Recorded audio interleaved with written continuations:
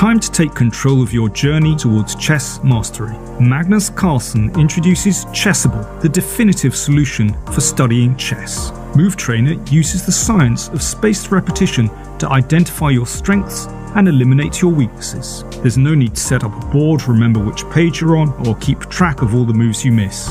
Get started now and join our growing community of over 100,000 chess enthusiasts at chessable.com. Chessable, take control of your journey towards chess mastery.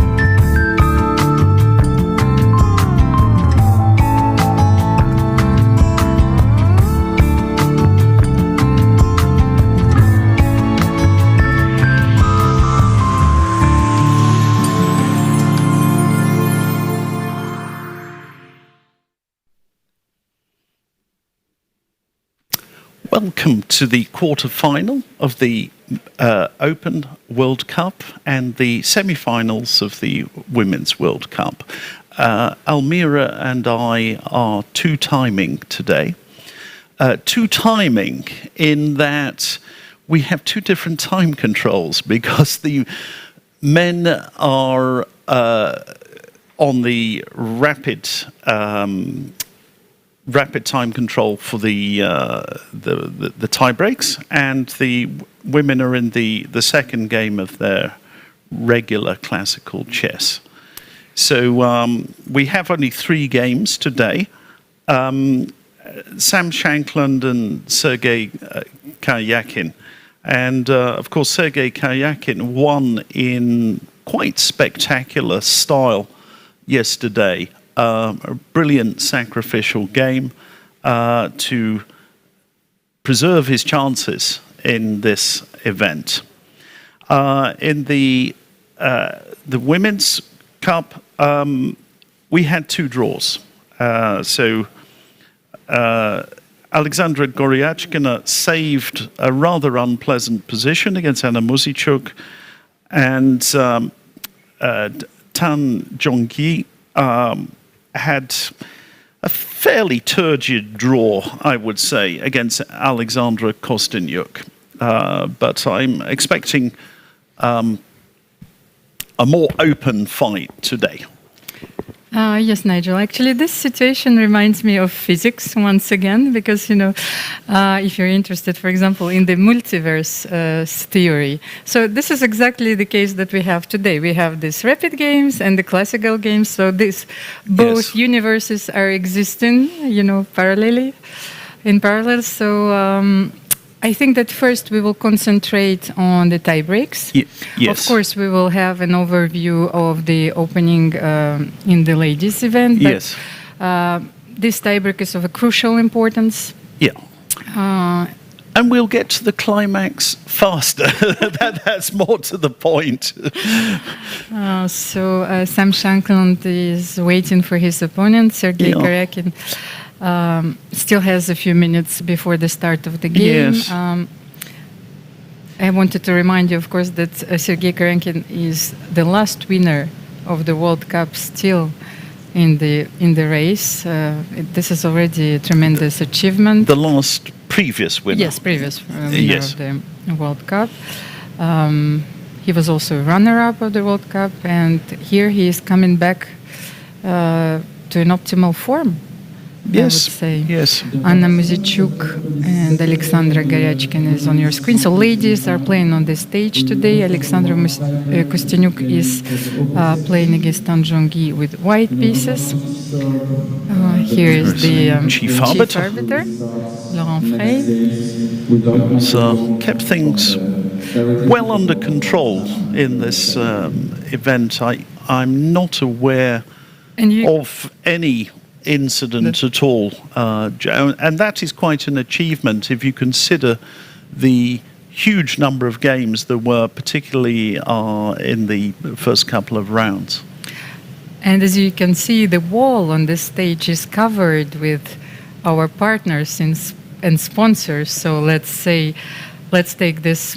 use this moment and say thank you to our sponsors. A lot of them. We have the general partner of the championship, which is a global energy company, Gazprom.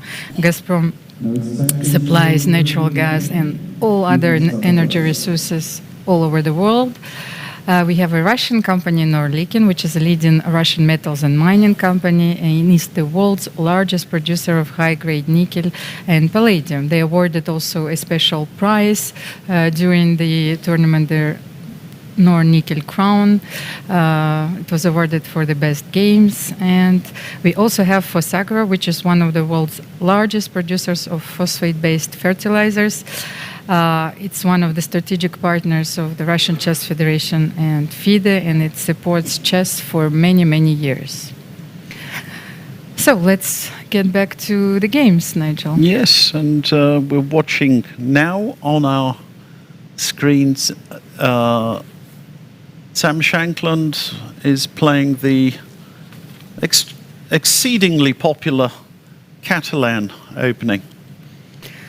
Interestingly enough, these players have never played each other before this tournament, so their first classical games ended in a bloodbath. Yes. One victory each. And here we are in the tie breaks. Bishop g5 was played, yes? Yes, it's interesting this, if we just go back here, that in the old days, the move queen takes c4 was just, it was the main move, and a4 was less popular. But nowadays, a4 is very much the main line. So let's just go on. So bishop g5, knight d7. So what are the characteristics of this position? Knight c3 and h6 was played, Nigel. Sorry. So what are the characteristics of the position? Well, Black has succeeded in developing his bishop well on c6, where it opposes its counterpart on g2, the famous Catalan bishop. On the downside, White has more control of the center, and I think this is an important feature. And furthermore, it's quite difficult for black to obtain any pawn breaks. So there have been different approaches to these positions. They used to do very, very often with black this a6 to a5 to gain control of the b4 square. And, well, we'll see whether... I mean, Anatoly Karpov was playing in such a way, so it can never be bad. But I think the current fashion is to keep the pawn on a6 because it gives you more chances for making a pawn break, especially with c5.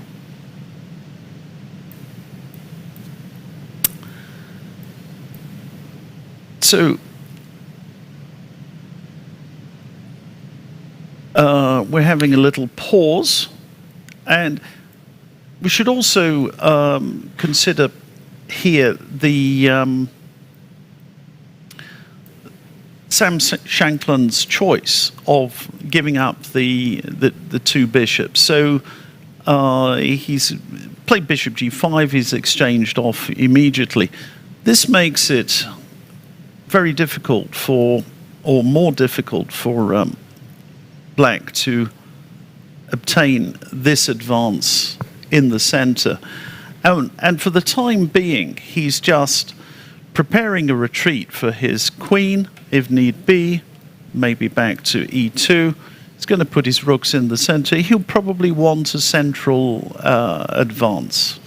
Nigel, I wanted to ask you, of course, one question about the opening, because as far as I know here, this is a peculiar move because it was used only a few times, because as you rightfully explained, for example, white plays here rook f1 and wants to play e4, or, for example, plays b4, yes, once again against this idea a5, or rook f d1, yeah, so, or even goes for the most principled and concrete line knight e5. yes. So how actually bishop f6 is becoming more and more standard in this position, but how to explain this move?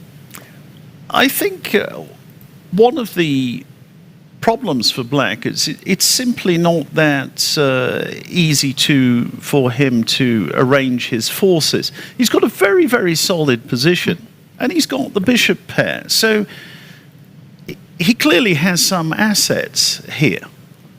But this is a very interesting move. What is this move? Sorry, I've just... Yes, queen e6, because it just appeared. No, I mean, it's the move rook f to b1 is... he wants to play b4. He clearly wants to play b4. And I think this is the simple answer to your question, that what he's done with e3 is stabilize his center. So he's protecting his d-pawn, he's given himself a retreat square, and now he wants b4 and b5. A minute ago, Almira, you suggested a couple of alternatives, yeah, and somewhere around here, you were suggesting the move knight e5 has been played. The problem with knight e5 is that it enables black to play in a very, very simple way. And now the break with the move c5 becomes slightly easier to effect. And it's still a game. White still could perhaps claim a tiny advantage, but it makes it relatively straightforward for black to play. So Sam is keeping more tension.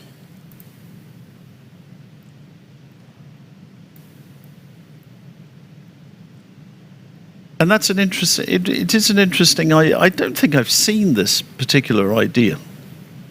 So it's interesting to me how the thoughts are changing on these lines.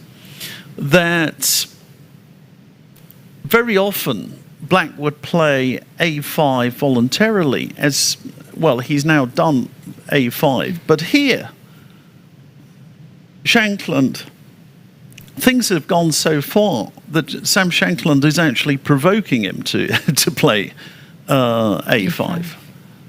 And I think he did it. He did. It's already appeared. A5 was played on the board. I was keeping an eye on the games in the ladies' event. We will get back to those ones shortly. We will certainly have a thorough look at the games in the women's semi-finals. So the idea of queen d6 is to play queen b4 and to take with the pawn? Well, I think one of the ideas is you simply want to develop your rook on d8. Yes, so your rook has a half-open file to come to d8. Once it's on d8, it is better placed. You've arranged your forces quite well. So it's just getting the queen out of the way and possibly coming to b4. I don't think you're in a hurry to come to b4. I'm trying to find the drawback of this move, which we could exploit immediately. So, of course, I would want to play e4 and e5. Yes. So how to make it happen? Then you will simply exchange your bishop. Yes. And this will be a much easier position and very to play. often you have these positions now. Has he moved yet? He's gone queen e2. And a very typical move here would be bishop takes f3, exactly at this point. And c6. And c6. So bishop f3, c6. For the moment, you can not play e4 because the queen will take on d4. And then Black asks a very simple question: what is your rook doing? What are your rooks doing? Yeah, what is your plan? What is your plan? And it's not very obvious. I mean, sometimes they're able to play things. They make these quiet moves. They play h4. The rook comes to the d file, let's say. They play h4. They go king g2. Somehow they try and gain some space and come forward. In the meantime, Black could be arranging for the e5 push.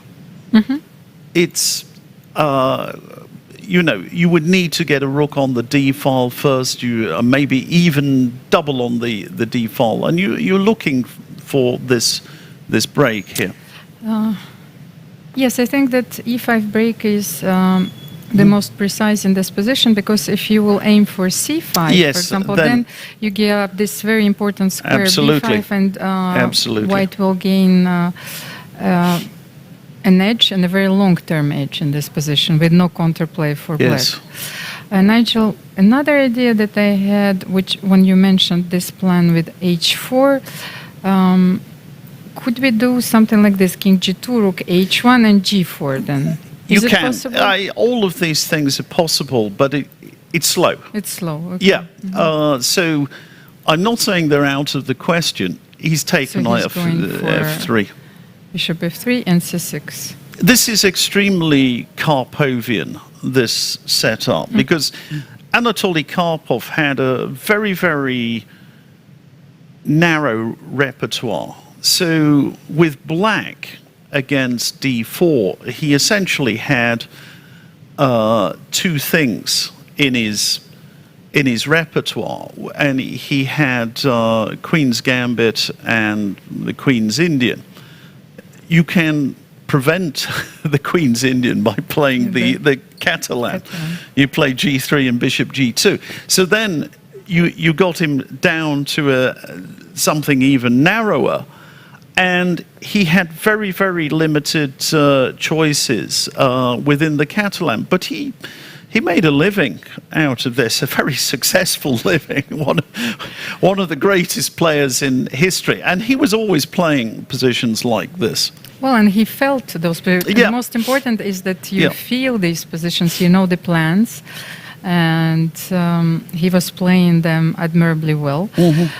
So Rook D1 was played, and G6.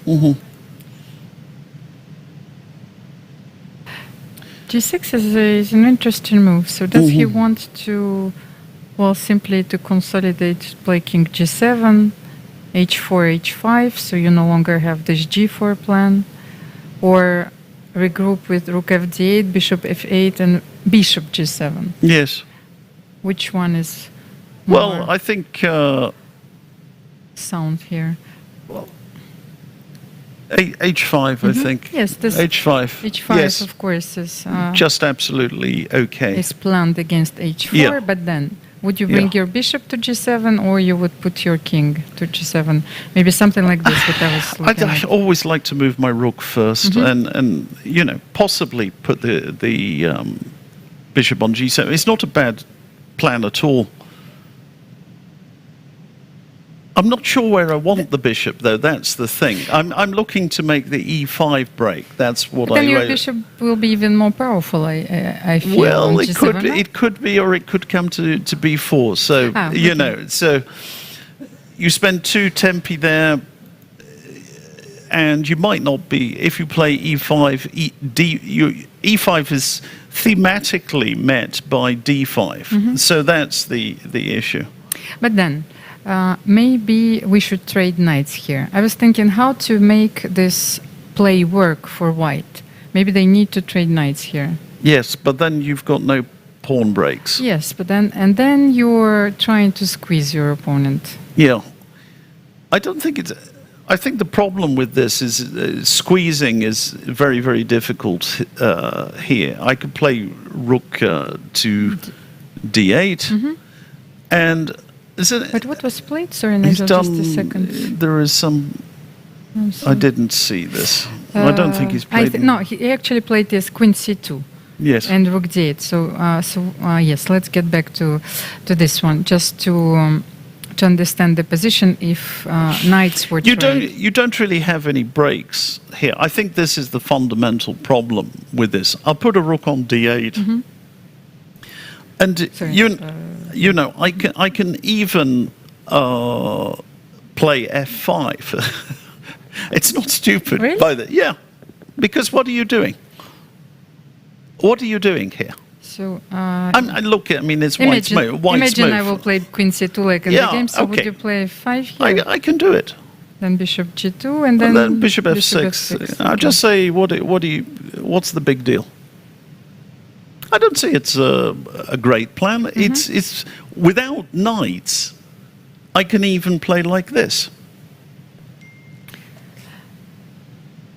Okay, it's a very important explanation. And Sam Shankland went Queen C2, and now he's knight D2. So because that's the route. Okay, I think he's got to keep knights on if he's got any hopes for an advantage. Okay, so.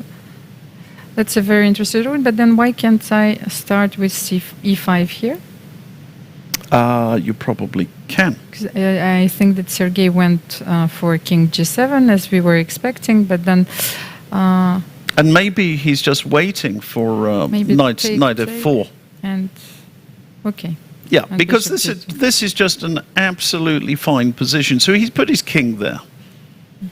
And if knight F4, which is trying to reroute to D3 and to E5 or C5 or whatever, then black strikes with E5 and without problems, absolutely without problems here. King G2, another waiting move. Well, it's not it's an improving move. It's not a waiting move. I mean, tell me any position where the white king is going to, any variation where the white king is going to be worse on g2 than on g1. Well, maybe if you lose a bishop Yes. to e5 and e4, but that's about it, you know. And ordinarily, it just makes things more secure. You've got a light squared bishop. Your king should be on a light square. Your opponent's got a dark squared bishop. You don't want your king on the same square as his. And queen So he's- c7. Yeah, I think he's just waiting. So white is improving and black is just waiting. That's Well, the strategy for the time being. For the time being, it's possible he wants his bishop on b4. Sometimes you can just plonk it there. So bishop b4, and then maybe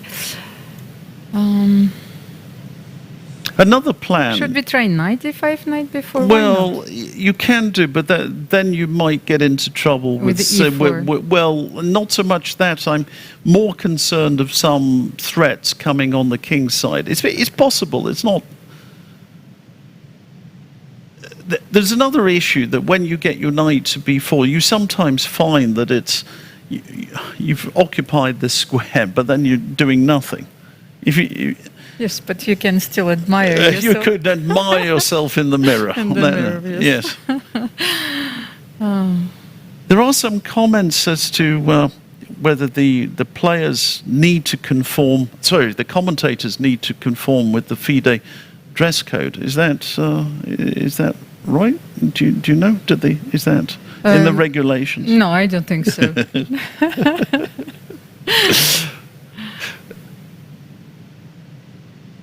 Sometimes it is so hot in our studio. It's very hot here, I can tell you. So we are sweating. We've been here for weeks. So today's our casual casual Saturdays. day. It is Casual dress down Saturday. That's Well, normally, yes, we have a casual Friday, but today is Saturday. Yes. I lost track of time. I've I don't know. What completely day lost are we the- today? Today is Friday. So Friday, here is it it? is. Yes, so Well, casual that's it. Fridays. Yes, then. Thank God it's Friday. Okay. And I have a very important manifesto on my shirt. So it's like girls. Oh, right. Okay. So supporting. Supporting the ladies. Yeah. Let's have a quick look Yes, at I on wanted to see if the subject of which. Let's have a look at the women's semi-finals. Yes, So just a second. This happened. Bishop c4, c5. It was the Grunfeld defense. As you know, Maria plays the Grunfeld, and Anna started also to play the Grunfeld. So we will get the position on your screen. And this variation happened. Okay. Knight knight g2, knight e2, and normally black replies with. Knight c6 or c takes. Yeah, that's what's and, happened. Knight c6. and Queen a5 check. This is one of these little moves here. Queen a3, and this is some sort of tacit offer of a draw, because sometimes you can have there's another thing. Queen d8 is a tacit offer of a draw, not this one. Rook, the queen has gone to a3, rook b1, and always some little tactics that knight takes here Bishop b4. would be met by bishop b4, so clearly out of the question. Castles. So the d pawn is defended indirectly. Then would you go for bishop g4 here, Nigel? Because normally with the knight on f3, you would go automatically for bishop g4. Okay, Yes. and that was play. Okay, I anticipated the move. I wanted to understand what happens on f3 here. How would you react? You would. I don't know. You go back to c8. I don't know. Because can we exploit Has this this somehow? been played? I have to see to find out. No, actually, d5 is the move which is played here after bishop g4. Why don't they play f3? Well, Come on, tell us. Let me have a look. f3 actually was played a few times, but not on a very high level. Let me find out why. f3, well, black had nothing better than to play bishop c8. Probably now that you take with check, yes? Maybe this, you provoke f3, and then you go back to bishop c8. Well, I am befuddled by this plan. I'm totally befuddled. Do you approve of that? Maybe there is... Is that what they taught you in Moldova? You develop your bishop and then put it straight back? Is that what they... Sometimes when you provoke f3, yes. Yeah, but this it's is not a valid yeah, but okay, but now king h1 or something. I haven't really got it at all. Okay, you can have bishop g4, d5, seems to be the main line here. Yeah. Or black could actually continue with queen d6. What would you prefer? But that hasn't happened, has it? I don't know yet. Bishop g4 happened actually on the board. Okay, it's on the board. Yes. So let's see. Let's consider our options. We have f3 and d5. I have no idea. Well, why do you want to play? I don't understand anything here. Haven't been tried on a very high level either, so that's quite a rare variation once again. Are we missing something? I would start by f3. Yeah, So I then certainly would. Yes, we need to find out what is the continuation. There was another game where I just had a look where on f3 black played bishop e6. Is this a move? Really? Maybe this is the idea. The subtlety of this opening. Now, of course, if you take and you take, then this pawn is very much vulnerable. So you would go probably rook. So the point is the d pawn is hanging. So how do we've got two pawns hanging. Okay. We have a worse structure certainly, but as we know, Grunfeld is a very dynamic opening. Maybe the issue is that, let's say we try and do something.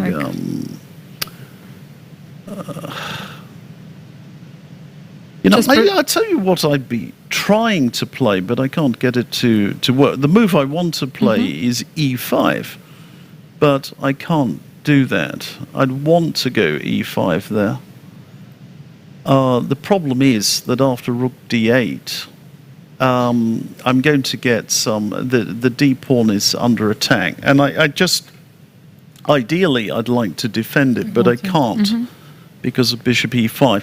And the point of e5, just strategically, is it is burying this bishop. Yeah. And sometimes it will even not matter if you lose a pawn on the other side. But Nigel, then, look, can we make it work in this way?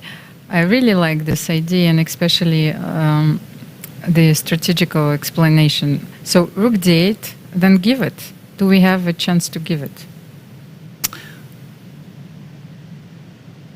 Yeah. And can you bury this bishop?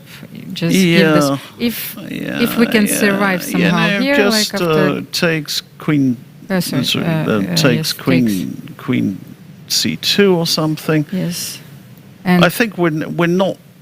Yeah. Look, it is a very interesting strategic concept, but I suspect we can't do it because g5 will come at some moment. Rook d8 first. Yes. We have a problem with our bishop as well. So I think gambiting the d pawn is a good idea, actually, on principle. I mean, it's an interesting idea just to keep that positional advantage, but I don't think we can achieve it. And what I wanted to show you here, strangely enough, just a move behind d5, like after d5, what follows, if it's even more strange, it's b5. Ah, yes, absolutely obvious. Yeah, So, well, of course. All a few games that yeah. I've seen else? right now, then What this else? is getting completely messy. So Anna is probably going for a more positional approach: bishop g4, f3, and bishop e6. All right. But then, can we continue after bishop e6 a bit, and we'll get back to the tie breaks? Let's get back to Yes. the tie breaks. Okay, so Simply this. yeah, knight for 5. Yes, and yeah. black is okay. And black is good. We'll get So, back to the tie breaks. let's have a look at the.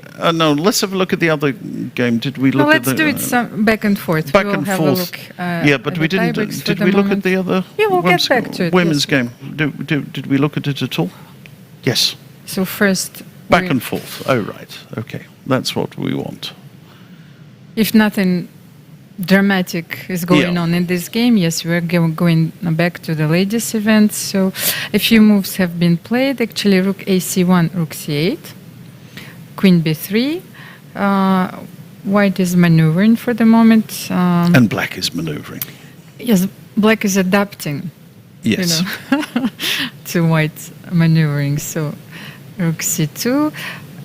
Strangely enough, Sergei doesn't want to play e5 for the moment. Well, so he's going to do it. He's going to do Bishop it in the b4, That's why he's as put. you said. That's why he put the rook on c8. This is an anticipatory move, So rook d7. and this is it. And e4. now he's He played rook cd8 first, Yes. actually.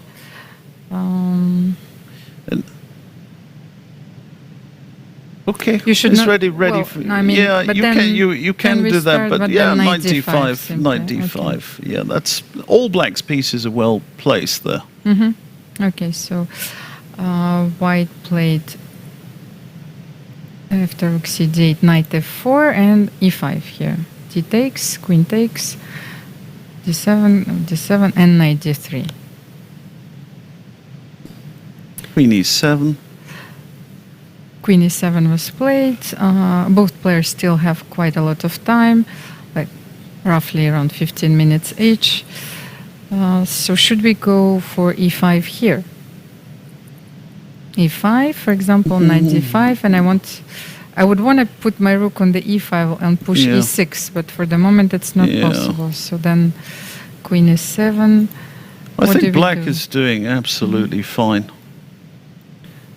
He's doing absolutely fine. There is a question of whether we can play knight takes b4. Let's have a look at some little tactics here, because if rook takes d1, we've got knight takes c6.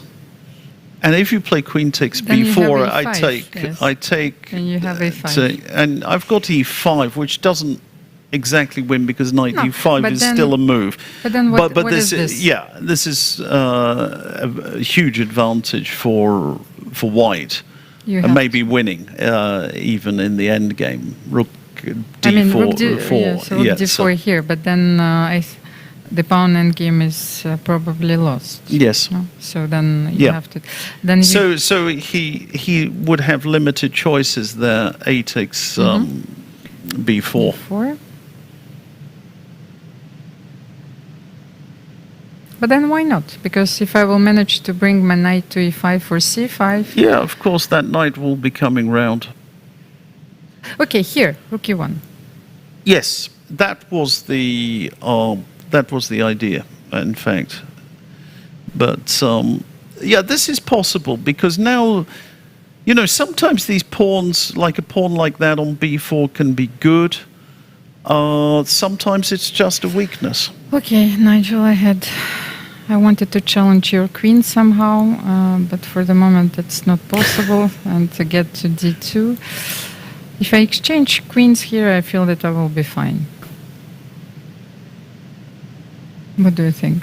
Can we do this? Uh-huh.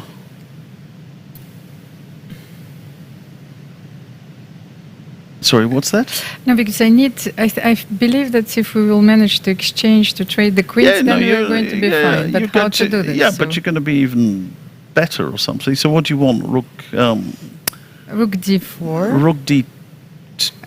I wanted to protect the pawn and play queen e6, but maybe maybe too rook late. d. Yeah, rook d4 is good. It's probably good. So. I think black has got no problems at all.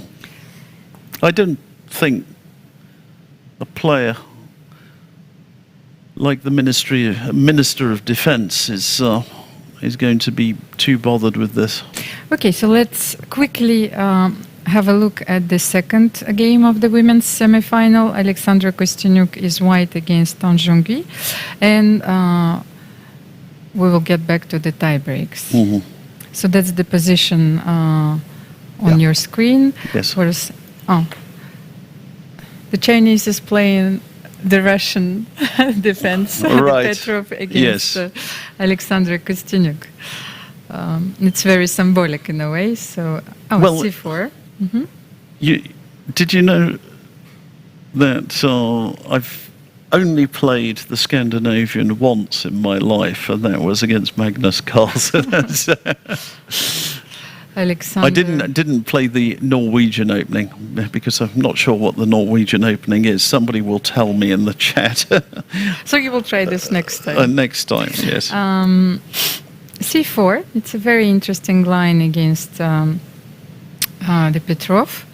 So the idea is being that you do not allow black to play d5 comfortably. Yes. So knight c6, d3 first, you're chasing this knight away, knight f6, d4, and this is going into some exchange French type of position. It is. So bishop b7 and d5. It is just as an exchange French. If d5 had been played, but chose not to. What I wanted to know is why. I've absolutely no idea. Because she went for bishop b7. Maybe Alexandra spotted this line in her preparation. Maybe Tan Zhongyi avoids this type of position, so she went for bishop b7. Then, of course, d5. Knight g7 in the Roy Lopez is called Norwegian. Not in my book. It's not. It's called something else. Bishop b2, knight f3. Okay. Yes. You would have h5. So with the idea of probably of playing bishop g4, yes? Here. Mm-hmm. Then h3. So you will castle h5. I like h5. Because it's such an unusual move.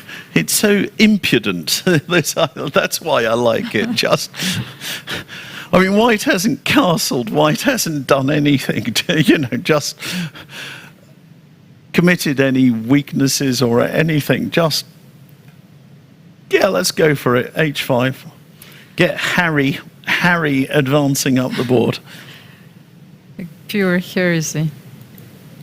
Bishop b5 then, knight c3, queen d7, bishop a3, a6, and a4. Both sides are actually waiting because it will be not so easy to castle for black here. Yes. That's why Tan Zhongyi is thinking here, because the immediate what would happen after would I go for g4? This is Kramnik chess, isn't it, basically? This is what we've got. So should we go for g4? I think, but what you can do, Almira, is just play a5. You just play positionally. A5, take some space, and then we can just castle short. So this is not one of those positions where you, you castle long, because, then black will play b5. Yeah, well... And try to play g4. You can try and play g4, but I don't see how you're going to get it to work. And castling long once you've already played a4, look, it's the Cosio defense, correct. Knight G7 in the Spanish is the Cosio defense. So I forget what the Norwegian opening is. North Sea. North Sea, isn't that British? Oh, no. That's we won't go there. There is the North Sea. So, okay. We will wait for Black's choice in this position, and let's get back to Sam Shankland and Sergei Karjakin. What is the position right now on the board? Actually, he played e5 immediately, knight d5, and queen c2. Now Black has an extra option to take with the knight on b4. Yes, So but I don't like the position of the in knight knight. c7. Yeah, I was So you I see? was about to say I don't like the position of the knight on d5 because it can be taken at any time, and it's also obstructing the other pieces. So the question is knight takes B4, as a good move at the moment. As in our previous line. So we've had this. Indeed, We rook cannot takes take d1 here because of we have knight knight takes c6. Yeah, So bishop takes c6, and then, you're winning a pawn. well, I mean, just to show. Queen c6. But look, Nigel, maybe here it will not be enough. Because I'm controlling this square, so if I will manage to bring my knight here, it will be fine. Well, I'm not so sure. I mean, with the queens on, no, I think you're in trouble. I'm in trouble here? Yeah. So I have no chance of- Even with this, yeah, you're in trouble. Yeah, I mean, I'm not saying you're completely without drawing prospects. So, did you notice He's going for the knight b4. manner with which Sam played that? It was interesting. I mean, very That, determined. well, determined, I don't know, tense, or I don't know what this is. Queen d2. Wait, I mean, he looked very much on edge, to my mind. Did he forget about queen d2? and knight e6 is coming. Knight e6 is coming. If I were white, I'd start looking for a draw pretty damned quickly. So Queen e7. queen e7, knight e6. 6, and then I'd start looking at Well, there bishop e4, or we can still take here. you can take Yes. it. You can For take the it. moment, the thing is that Maybe no. I was afraid Sorry. of this line, Knight yes. d5 could have been played instead. Knight d5 was better the previous move, Here, knight e5. because now I've got knight e3 check as a possibility. And then it's Queen takes d5 check, and then so he goes for queen d6, and yeah, but then knight e6 I like. Yes. I like black. Oh, sorry, he's got queens on pre. Sorry, what am I talking about? But how I'm did- looking. not queen e7, I'm but looking queen at d6, looking yes. at the. that is the position. Yes, he went for queen d6, probably a knight d5 here then. No, hang on a second. The thing is, what I wanted to show is probably. Oh no, he's winning by tactical. Yes, he's taken bishop c6, 6 yes, 6. But I don't know. Can he if- do it? Does it win? Let's see. Let's see. That's what I was trying to calculate. A5, Yes. and A6. Yes. Is No, he- wait. He's winning. Yes. He's winning by force. This is winning. Bishop C6. Amazing. He's going for it. That's why he's jumping up and down. You can see the tension. Whoa! Oh boy! Oh boy! Amazing. I think you should go. No, bishop takes b7 wins. You're are you in time? I'm in time. Okay. Go. Bishop takes Yes. b7 takes d7, king f6, a5, finished. And King A6. here, a6, finished. Anywhere, doesn't matter. a7. Whoa. We saw this. A little bit slow, but That's why he was jumping up and down like a Because he saw yo-yo. this Yeah, idea, yes. Amazing.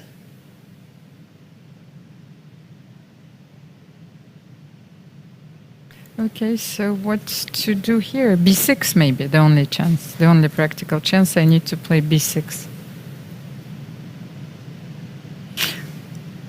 Okay, you found a move that doesn't Lose on the spot. Yes. That's always a good idea. That's But then maybe F4.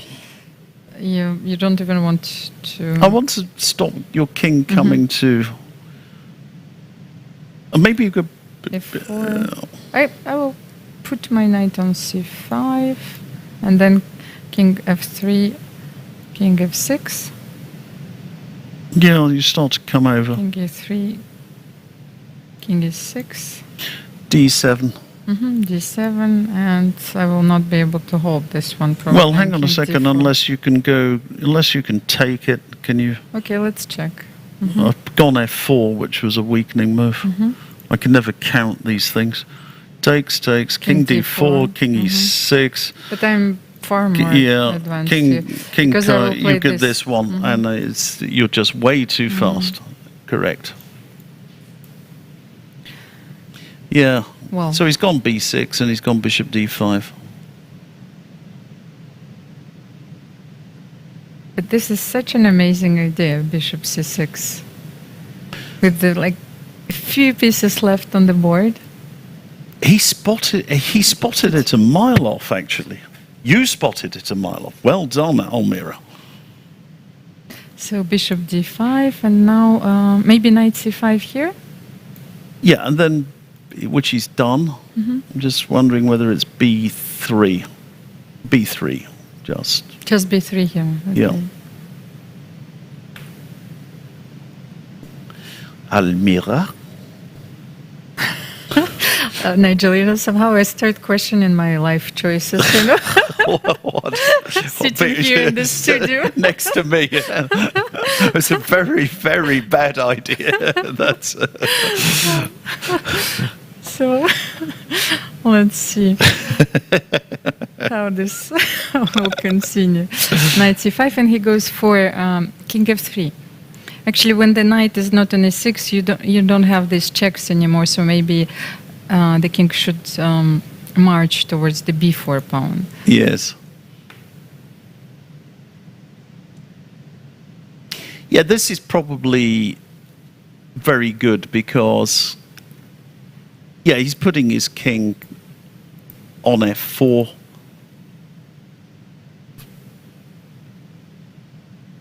So Just, let's say king. the thing is, this Yeah, our pawns on white squares. That's the biggest problem. That's in the this fatal. position. So you go king F6. F6. Okay. And then if I play B3, can you? Yeah, you can just. It's hopeless. B3 and then king F4. We cannot transpose into the pawn endgame. It's gone There is here. there is no I way think for us B3 is to do just this. yeah. If you go, Maybe knight D7. Can I wait? well, you can't wait because You will go here, and then I will put my knight here. So yeah, because you'll never maintain this this knight, king D4. You can never maintain that knight, and I'm just going to come and gobble your queen side and with and even F4 here. F4 at Yes, some even point. here. He's played B3.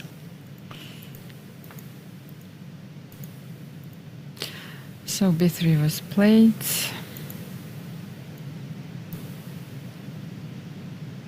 Maybe then it was possible to go the other way, but okay. We cannot protect everything at the same time. So is this victory made in Scotland? That's my question. Because, you know, Sam Shankland has been working very hard with Jakob Aagaard from Glasgow. And it's loads and loads of tactical training, not only tactics, of course. Yeah, this move is hopeless. I mean, I'm not blaming Sergei Karjakin for this move, but it is pretty hopeless. You can simply take and You take on take it F7. and take on F7. Yes. I mean, he knows he's busted. What is his idea? King F6 probably at that moment. I'm not sure. Maybe that's his idea. Even bishop c4. Anything is winning here. I can play bishop c4. No, I'll play king e5. Yes. But Bishop c4, yes. king e5, and then king e3, for instance, and then I just if Go you to F4. yeah, I'll go to f4 if you do that. Mm-hmm. It's trivial. It's really, really trivial. It's an excellent combination. Extremely precise calculation by Sam in a position where I didn't think that much was going on, but he spotted an opportunity.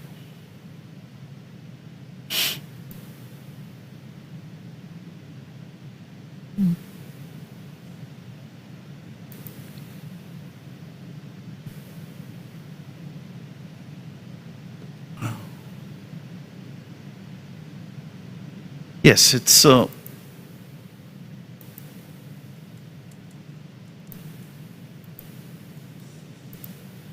let's get back to the position on the board. Not quite sure why he's thinking here. I mean, it's a fairly simple win. I mean, king e3 wins as well, but he's done it actually. King e3, and this is another way to do it because he can just go king c4 and take these pawns. He's resigned. Yeah. So superb play actually by Sam Shankland. Absolutely brilliant. And sorry, a5 is another threat, even more crushing at this point. So that's it. So well-deserved victory. Somebody's asking, did he prepare it from home? The answer is no. I can absolutely guarantee that this entire game was not prepared from home. The next game will start in about 10 minutes, of course. Yes. We should go to the ladies event, yes, right now, for the moment when we still have a chance. Actually, this is the position on the board right now. This is how the game evolved between Alexandra Kostyniuk and Tan Jungi. Yeah. Actually, here, when we left the game after e4, black went c5, d takes c5. Well, that's a strange move. I would have just taken the space. I would have gone to a5. So you still prefer a5 here, yes? No. After C5. c5. Ah, Yeah. Okay, after If I C5, would want to C5. say, I would just go here.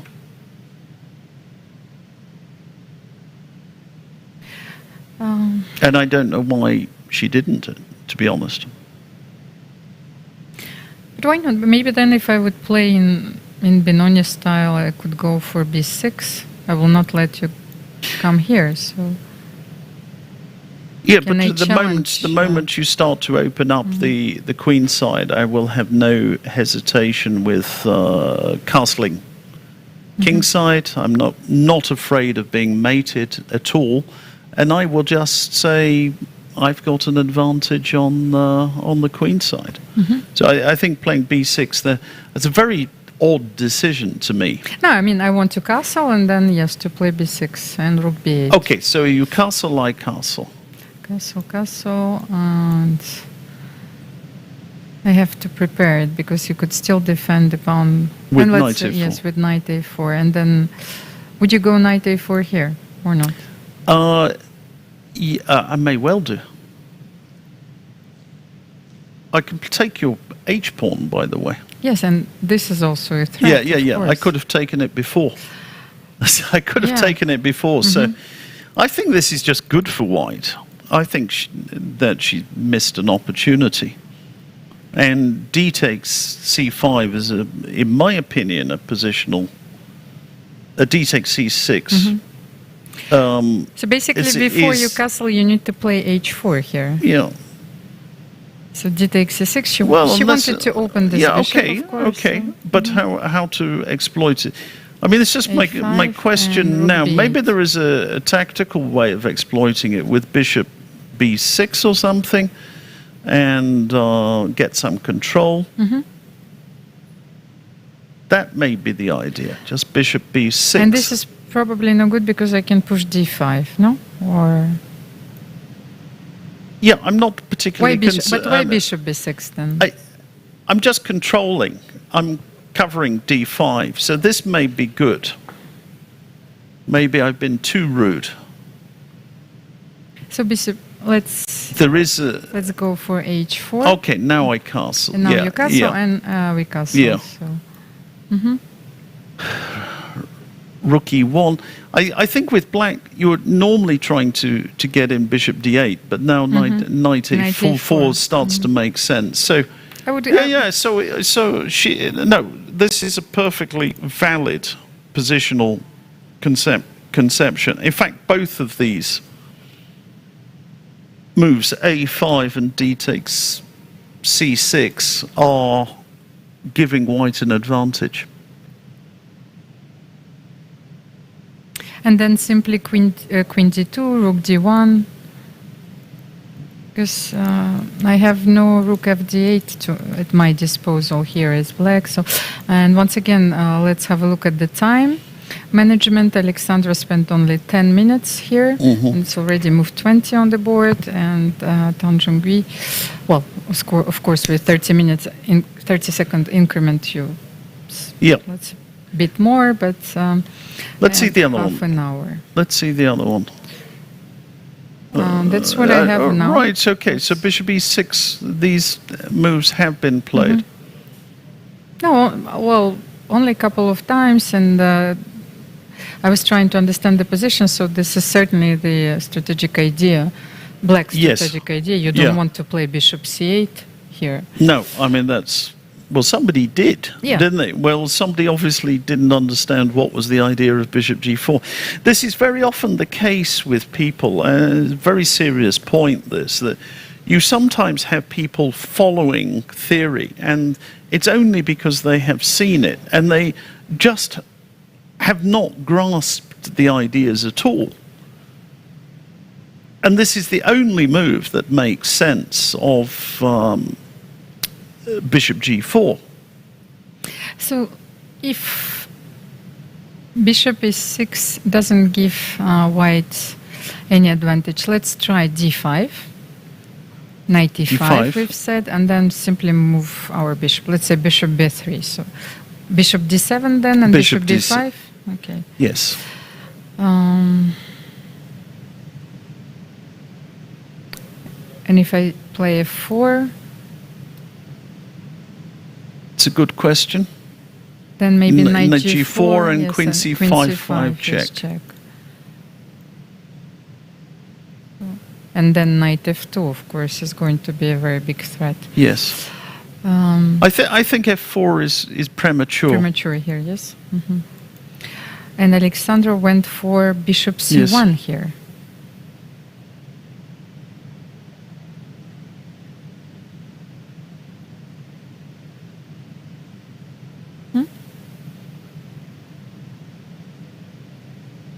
There's also queen c5 check. That's the flipping point.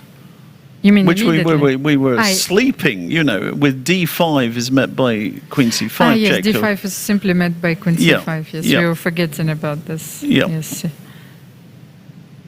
Yeah, of course. So this is simply not possible. Yeah, no, d5 is not possible. No, I mean, you could still take on b7, but this is nothing. And then no, you're worse. We are much worse. If not lost. Bishop c1. For some reason in the chat, people are talking about me playing Tal. Yeah, I did play Tal 7 times in classical chess. Yes, and a lot of stories have been told here. Yeah. So during our commentary, so he didn't try to smoke you away during the games. That time it was allowed to smoke. It was, No? yeah, it was allowed to smoke for a long time. Seems like another era. So bishop c1, queen a5, or queen d6. Queen d6, we're still not losing a piece, but maybe No. queen f5 is more flexible. I don't know. Queen d6 attacks this pawn, so you have probably to play bishop e3 then. Sorry, what are you talking about? The Sorry. bishop, the bishops are Bishop, on yes, the- the bishop is the hanging still. What is Oh, going on? God. So bishop takes e6 is the idea. Mm-hmm. Takes, and now e5 is good. Maybe. Yes, because g4 is protected. Queen That's d5, queen d5. bishop e3. Mm-hmm. And now we've got a vastly improved version of what you were looking at. And if I get to play queen b3 next move, Can I I'm... take- yeah, you can. Rook takes b7. Rook takes b7. Yes. a5. What I want I just think- I just want to do this. Yeah, it doesn't matter. Of course, this bishop is. Even if you do this, I don't think it's such a big It's so deal. such- It's such a big deal. I think it's like terrible. one of those positions you can just lose slowly, because I go queen d2 and I simply exchange off all your active pieces, and I'm saying you're going to play a piece down. You know, I'm going to play with however many pieces are 5 pieces, and you're going to play with 4 pieces, and I'm never going to let your bishop Out, back yes. into the game.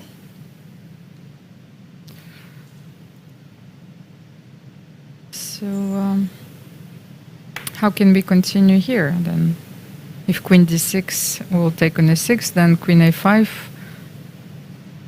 Maybe the same idea works. But now you can take, you've got, you can do the same thing. Mm-hmm. Yeah, I'm not so sure immediately. No, we have rook d1. The rook Rook d8, d8. sorry. Yeah, Mhm. that's different. Which one? This So, one or the other one? rook fd8. Mm-hmm. Rook's doing nothing on that foot. That is slightly awkward. Mm-hmm. Even, or maybe not. Even there are different possibilities. Like queen b3, for example. If knight takes d4, knight takes d4, queen e6 Mm-hmm. check. Something, and then f4. It's also a colossal advantage for white. Is it not? It is. Oh, So, here I still have pressure- some perspective, yes, with bishop f8 and e6. I mean, this is hanging. This one's course, hanging. yes. Oh, it's a terrible position. Absolutely terrible. So after, I think that the tiebreak game is going to start, is about to start. One last word about this one, and we will get back to the tiebreaks. Okay. Bishop c1 is an excellent Is move, I think. Excellent move. Okay, let's get back Yes. to the tiebreaks. The second game has started. Okay. So what did he do? He actually played neither first, and then Sergei used Yeah. the h3 move, and then sort of transposed. Yeah. Interestingly, The browser. I played h3 myself, Mm-hmm. even against the classical Sicilian. I once beat Vladimir Kramnik with in a classical Sicilian with h3 in Novgorod many moons ago. You mean against Scheveningen, a classical? No, Which that's one? it, This just one? with knights, both knights out. So I'll just show you this position against Kramnik. I played h3, and this is reaching this by transposition. So they're reaching the same thing. It's like what I played against Kramnik, where Kramnik would play a6. So it's g4 is of course the idea. And here we have a strange dragon. And I think Karjakin is very wise to think about that, because he could take with the queen. Yes. He could take with the queen, and it's not so stupid, in fact, because bishop g7. Now we have castles, queenside.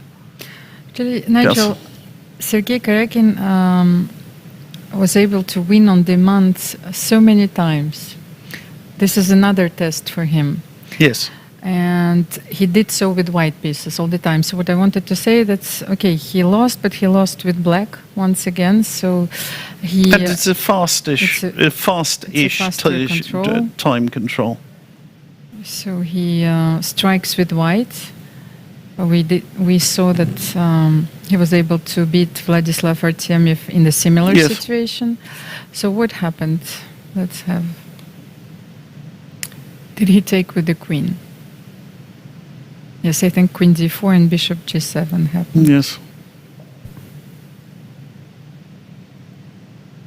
The advantage is that you can get to castle pretty quickly there. Castle queenside.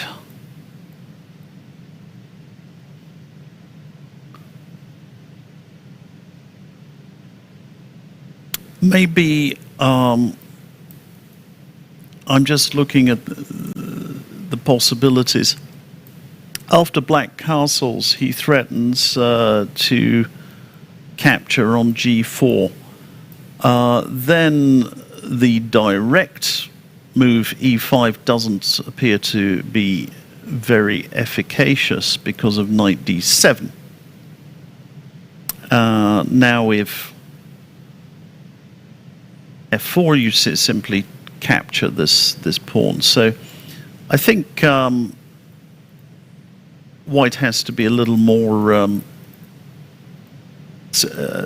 careful with what he plays. So castles, and then queen d2 would be the most normal move. But then b5 is something to consider. So I'm wondering whether it might be better not to castle. It might be better to put the bishop on g2. And the reason for that would be after castles, queen d2, you temporarily hold up black from playing the move b5, because obviously b5 runs into an e5 advance. Mm-hmm. So those would be... It's not totally clear where the bishop should be, white's bishop. In general, when the bishop goes to this square, and let's say you get this position, you're always concerned about a knight suddenly appearing on c4, but that's a very slow maneuver to get the knight there. I had a look in the database and I found, as usual, one game. They're playing Right. those variations, which do not happen very often. And I was a bit puzzled by white's move here. Queen b4. It looks a bit artificial. He's no? playing in a sort of positional style. He's hoping So to get a grip like that. But to me, it does look a bit artificial, yes. So actually the game continued like this. I will show you a few moves. So castle long, b5, e5, because of course we are trying to get use of the spin, and knight e8. Mm-hmm. So maybe Sergei is aware of this game, but after knight e8, I think that's okay. What you can play bishop g2. Then play bishop g2. And rook b8. Mm-hmm.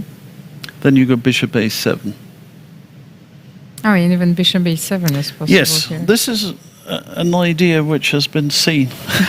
But this was not played somehow. I don't know why. do we have something here? Maybe Bishop b7. Bishop b7, and after this you can take on g2. Yeah, and it continues. Rook g1. I have bishop f3. And rook d3. Rook d3. So I don't know. I don't know. Okay, but Sergei played castle. Okay, so he went castle. Yes. And bishop b6 was played.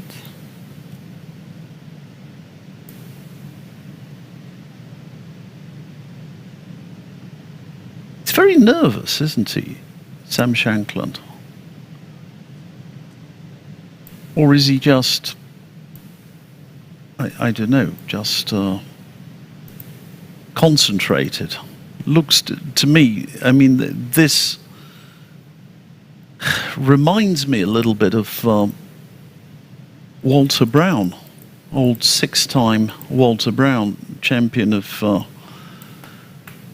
the US, who had this sort of nervous. Of course, with Walter Brown, it was much more exaggerated than what you see here.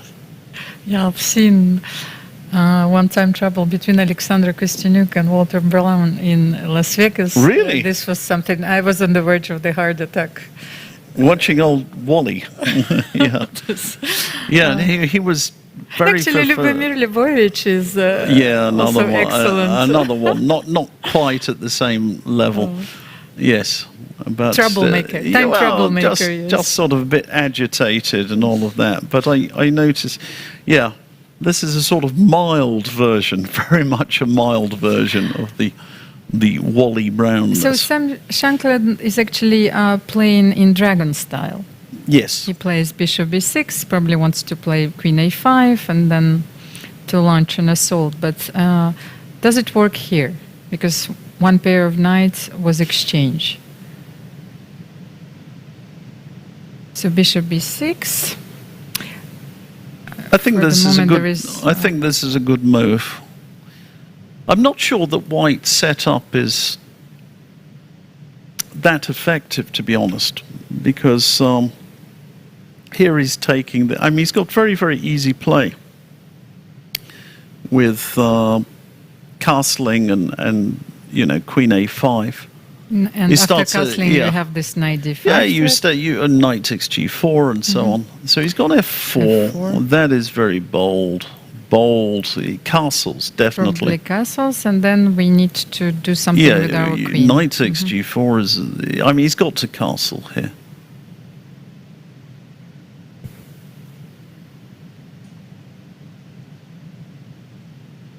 But okay, let's say queen d2 after castle. Yeah, then okay. Now I start to think about queen a5. Queen a5, okay. Then king b1 you can no longer play because you have knight e4. And then mate. Just showing you the ideas. Yes, on the. So f4, maybe then queen b4. Okay, maybe here. So f4, castle, and queen b4. It's possible, yeah, because that makes more sense there. I think that that's better control because Black has committed himself to bishop e6. And now this really is a more effective maneuver. And look at my avalanche of pawns, yes? So it's an avalanche of pawns. Are you thinking of the Winter Olympics here? Well, we were talking We're in Sochi, so yes, that's. Sochi, of course. And we were discussing if chess could be part of the Olympic Games. Winter Olympics, yeah. Doesn't matter. I'm hoping any for Olympics. For any Olympics, if this can happen. Yeah, queen b4 is the right way to play. It is. It's funny. I didn't like queen b4 a minute ago, but against bishop e6, it makes much more sense, because also it's like he's put his bishop now on a square where it will be molested by the pawns.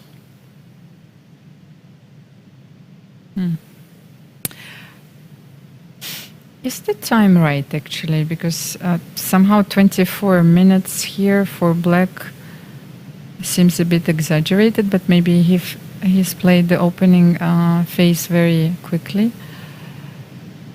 Sergey spent 8 minutes on his opening move. So I don't know whether that's. I don't know whether that's right. Let's have a closer look because at now the board Queen B4. also. This has so many points to it now because E5 really makes much more sense at this. I mean, okay, it's black's move. Yes, but, it's a big threat, but both are big threats here. F5, E5. So I'm not sure. I'm not sure. Is Sam in trouble here? We're changing our minds all the time. We're allowed to. We're allowed to do that. We're allowed to talk tosh and then.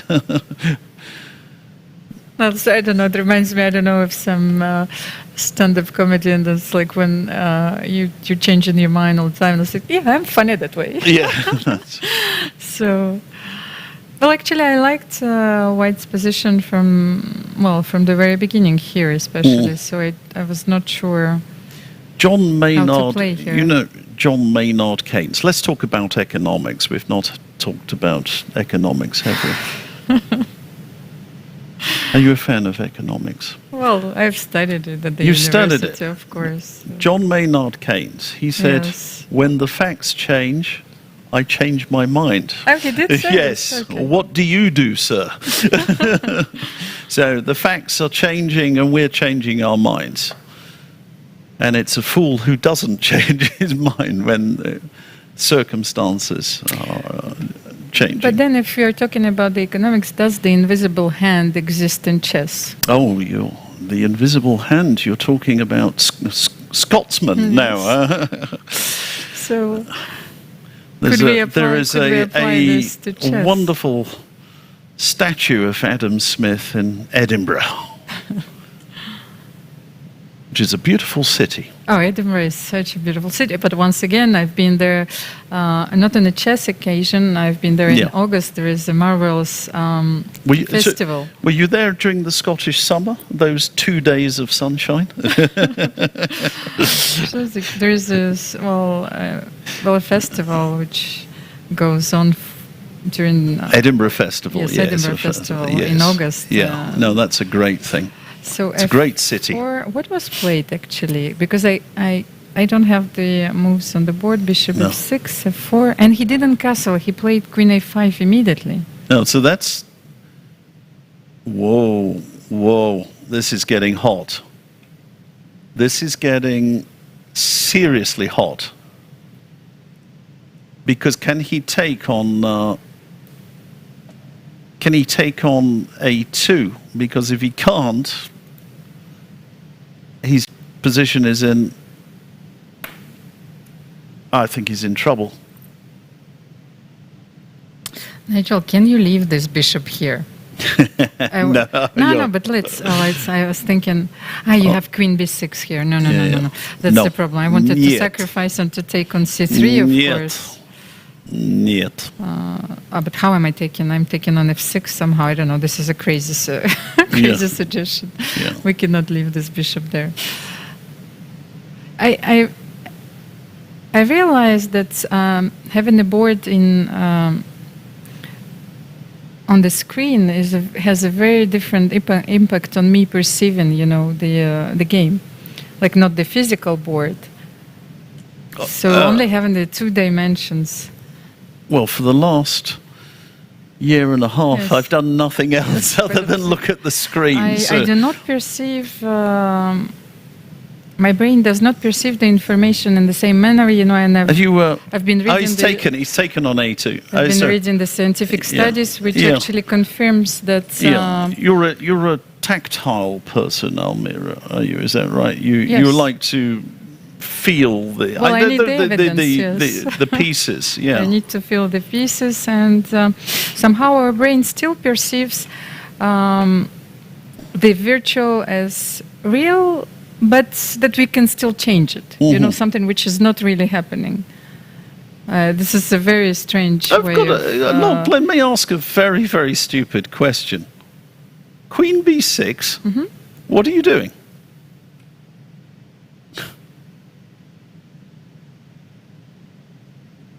Maybe not much. Okay, let's no, you've knight got d7. you've got bishop h6 check. Oh, Bishop h6 check. ow, ow. Oh, I feel the pain when you do that. Oh. But then, okay, let's go for g5. If you have this bishop h6 check, what do you do here? You cannot leave But then, all your pieces on place. then you go knight h5. Knight h5, and I wanted to go for f6. F6 is another matter, yes. And then queen b6. No, but then the bishop it comes back. Yes, the bishop comes back. Okay, this doesn't work at all. Yes, that was my idea, but I forgot that now you have this bishop e6 square. You yes. provided me with an escape route, Okay, so which I will take gleefully. this doesn't work. Okay, now g5 doesn't work, but what should we do here?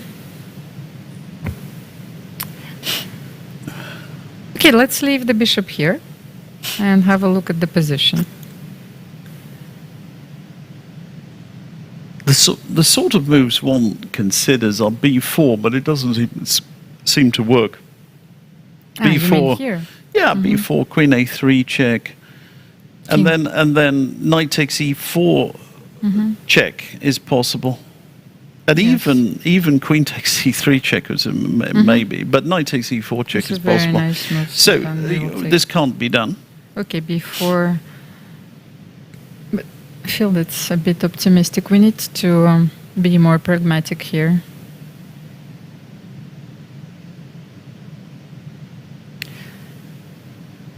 So bishop h6 at the end of the variation bothers me, and g5 doesn't work for the moment. So what to do? Can we just go for an attack? How? If we go for g5, knight h5, f6, takes. You want to go for my variation? I'm just wondering whether. So queen d6 is one thing, but what if I just take your Klaus Bischoff on? On a2? Yeah. Just wondering about that. And But bishop this is Shankland, c4, bishop c4. No, you've got check and check, which is annoying. Let's say this, Queen a5. Yeah, I want to sacrifice everything. And then queen e5. It doesn't work. No, I haven't. No, let me hang on a second. Yeah. Let's pause a little bit, because that's that's a very difficult job, because we need to analyze the position while talking. Actually, and entertaining. And entertaining. I realized informing and entertaining. That was a very difficult exercise. Those bunter blitzes. Yes. Because the time control is very fast. The pace is killing you, and you lose your thread of thought. So here we still have a bit of time, and. Well, when I play chess, actually, I need this perfect environment, almost with the religious silence. So, bishop a2. You're a Trappist at heart. A Trappist monk, is that? No, I was actually thinking about Botvinnik, when... Do they have female Trappists? I don't know. I was thinking about the way Botvinnik trained. Do you know, Nigel? Because he asked for this coaches to produce all sort of noises, even to smoke around him, so he would be able to concentrate. Okay, fully. let's have a look. So g5, knight h5, f6, e takes f6, queen takes d6 is apparently winning. This is winning. Yeah, well, according to David Smurden, and David Smurden's doing this wonderful survey on marriage and children and chess, and which I've completed. And some people say that marriage costs 50 ELO points. But I would like to know to which part of the marriage. probably you're going up 100 points when you get divorced. Boris Spassky always told a story about that. He was in I forget which marriage it was. It was his second one when he was queuing up there, going for his marriage, and he said in the other queue there were people going for the divorce, and they were looking much happier than the one that's in his line. So that's. But that's like. There was a very interesting documentary which was done by HBO, I think, where Serena Williams wanted to show how difficult it was actually to come back to a very high level, especially after having a child. And she, of course, wanted to sensibilize the public opinion, also to the difference for the male athletes and female athletes, that you are not experiencing the same path, and how hard do you have to train to come back? Yes.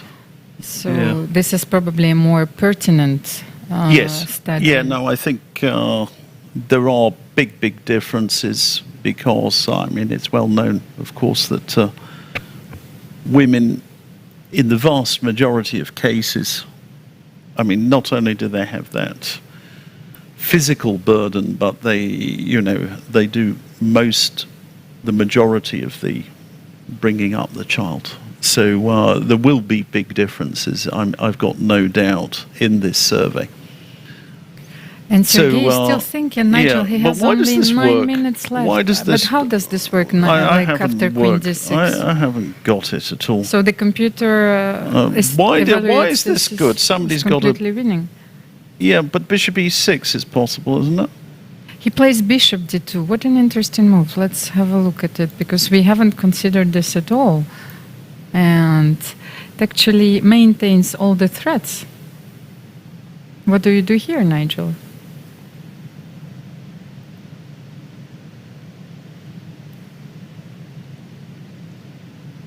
So I want to... What do you want? To do a helpmate in 2? Because you've got b4 next. Knight e5, is it a threat? Actually, bishop d2 is also very useful now that I understand his idea that he wants also to protect the knight on c3. Let's say if knight h5, this knight is protected. So it's a very interesting move. But what if we castle? Let's say if knight d5 is the threat, or not? Yeah, I think knight d5 is the threat. So let's say knight d5, then probably queen g7? Oh, yes. Do you have this? I don't know. I'm trying to understand. And bishop e5. Yeah, that's going to be good. Because your bishop is still here, even though if you, take something, I don't know, rook d4, maybe he's aiming for this position and b3. Yeah. He doesn't look dissatisfied. I didn't understand.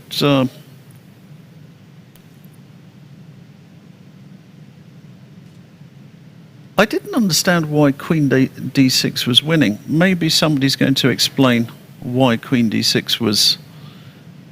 That variation with g5 and f6 and Queen d6 was good. I didn't get it. Yes, I didn't get it, and clearly Sergei didn't get it either. Sometimes there is a very important hidden point, and only the only move. So when computer gives a line, so let's have a look here. Oh, maybe there are some. Okay. Maybe bishop b6. Well, okay. Let's say if I play bishop e6, what's the? So I go bishop e6 there. Okay. And so you still have queen e5 here? Yes. For the moment you cannot castle. Is there any way that we could exploit it immediately? This is not mate, no. Okay, queen. I'm just E5. wondering whether you could do something very, very clever, and probably you can't. Some bishop b5 check and bishop b6, and start. Yes, I had this idea, Yeah. but I don't think it works. I don't think it's going to work either. No. Bishop b6 probably is complete rot. You're not mating me. To mate, you need bishop c5. No. maybe. Let me mate you. Let me mate you with this. How are you going to save yourself? Because what are you doing? You now go queen a1 check, Yes, king d2, and queen takes b2, and what if I just play knight d5? so you play in a positional way. Well, I'm course I'm you're going to mate creating you. some I'm going threats, to but- mate you on the e file. So this I do not have because So you have knight knight c7. Okay. Then bishop d5 you simply take with the, and then rook e1. People are saying because you have bishop c5 threatening checkmate, Yes, which is maybe always bishop which is c5 always is- met by bishop f8. So I haven't got that. But this is a very impressive position. So Okay. he's castled on knight d5. This looks very strong for Sergei Karjakin.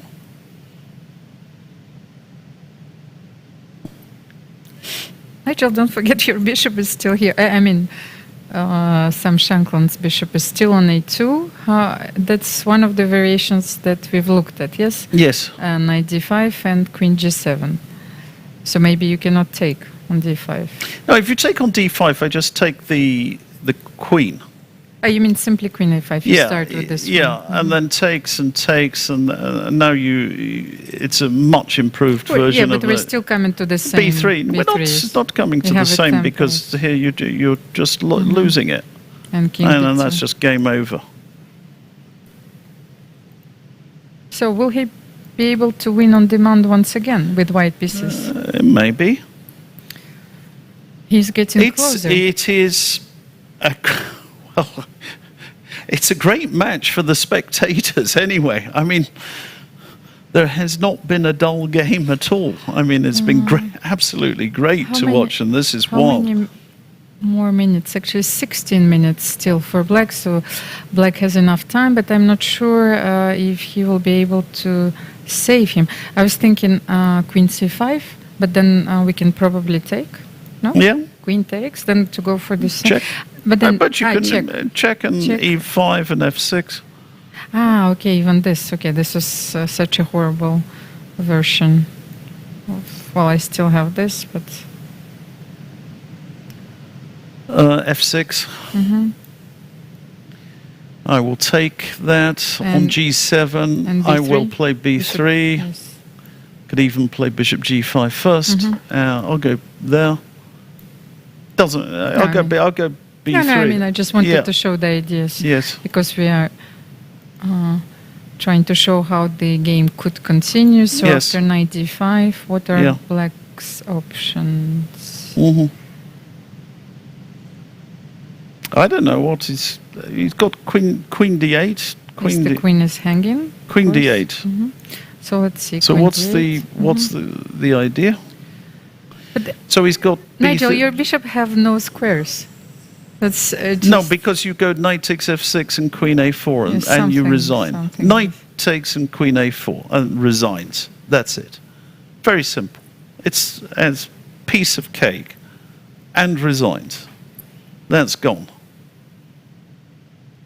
See, we've been neglecting the women's event for the moment. Yeah, They're we will still come. in the opening phase. I think let me have a look if we have more moves there.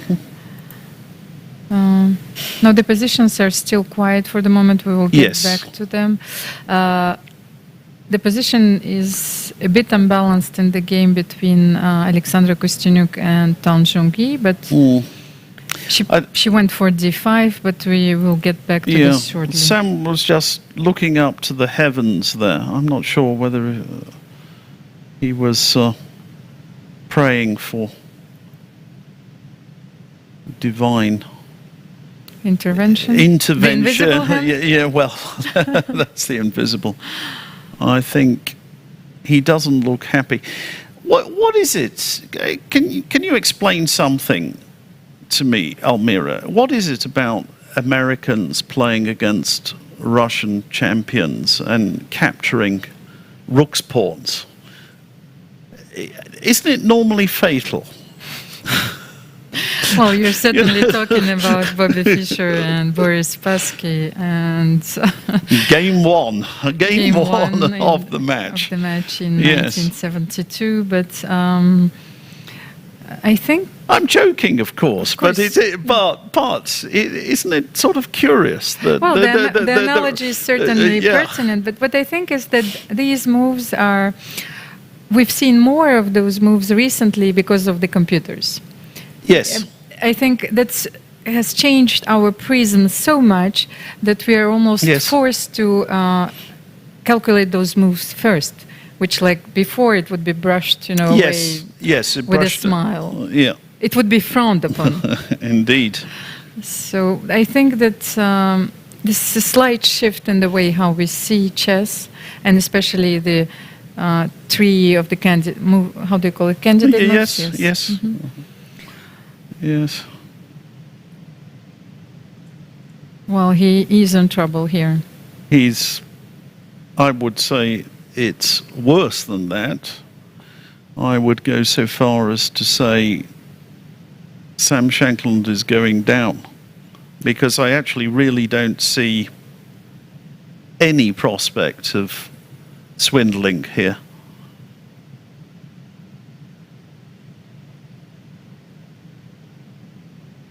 But still, we're so lucky to have those visuals, because when players are so emotional and so expressive, it is such a pleasure to watch. I mean, not only the games, it's like a documentary. He's gone knight 65. Knight 65, yeah, but then he's losing a piece, yes. There was a shake of the head with that move. And he goes for immediately. Bishop E5 and this.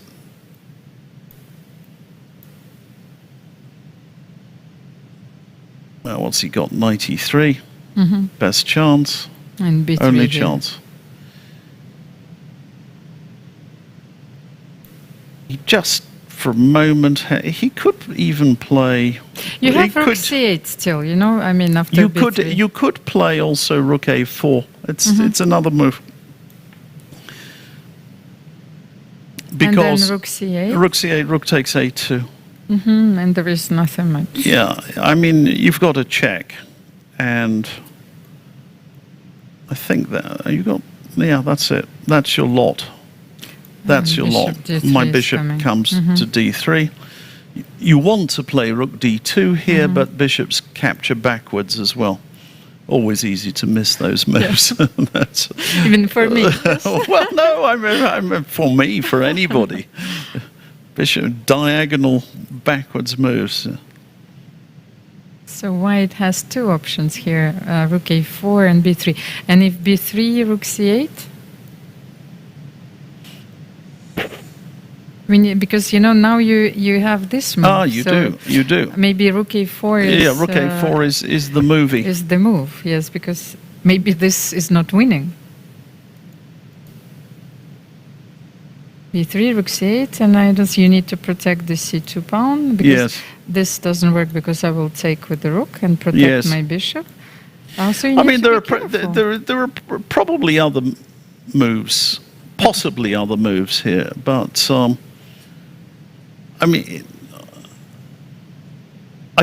instead of b3, is it? Oh, no. I'm talking rot again. I'm just wondering whether you could play bishop d3. It might even be. I mean, this is completely. Bishop d3. I can still. Play. He goes for king d2. Yeah, that's Let's see. Yeah, well, okay. He's doing it slowly. Ah, yes, he's forcing. He's doing it He's slowly. forcing black to take on f1. Yes. And then white It's- bishop still doesn't have any moves. And, It's not going and anywhere, I is can it? play rook e1 after b3. So let's say rook c8 here, b3, and then Yeah. rook a1. I'm sorry. It doesn't want to. Maybe. Can I fight a little? Yes. Because let's. So, go back a move. Here. Okay. So I have to take. You take back. Let me play rook f to c8. Do you have a hidden idea with b6 or something? Oh, well, what if I play? By the way, why Yes. didn't I play? Oh no. If e5, rook a4 was good, so I have to do No, it. I'm going for b3. Okay, so b3. Now rook c5. Rook c5. I have bishop b4 or what is wrong with rook a4? Probably nothing, Almira. Probably nothing.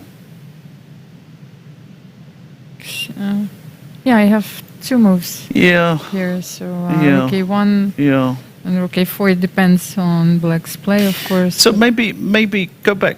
Maybe I can just sort of fight a bit better. Yeah, b6 as you Yes, so suggest. let's So I've got to take. Let's say, well, what if Yes, b6 here. b6 now? Bishop c3 even. Yes,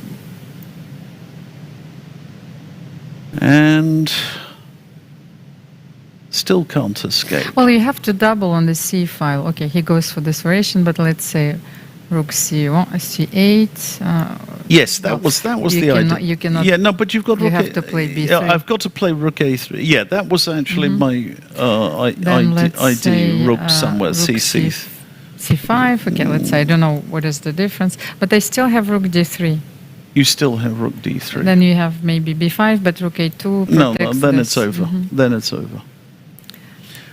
So So it's an American bishop.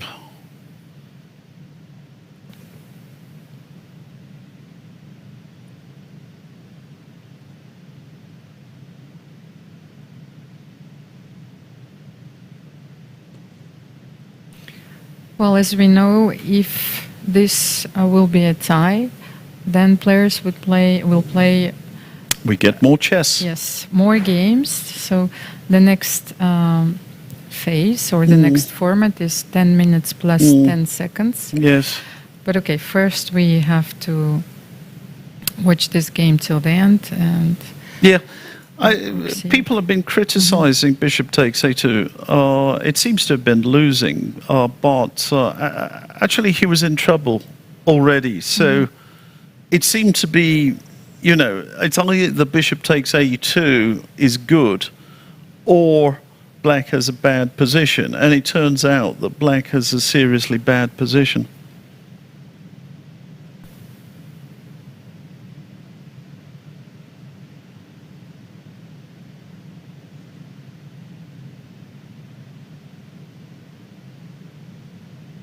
well, I think that Sam Shankland is looking at this position in disbelief. He is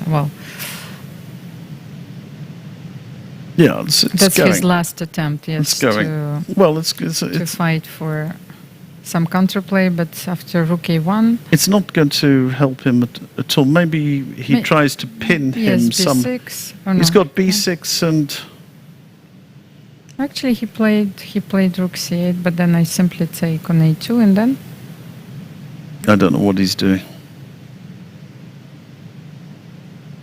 so b6. You simply play bishop Yeah. b4, a5, No, there's and nothing bishop to- a3. So everything is So protected. what's the? He just lost a piece for. Or did he take first? Where? Did he take on b3? I No, thought no. you sure? That's no. Oh yes, no. That's the position. He took on b3. Yeah, No, that that's makes where- more sense. That makes more sense. That now that I have the moves on the board Sorry, and rook sorry. c8. So that's a big difference. we're looking at the wrong position.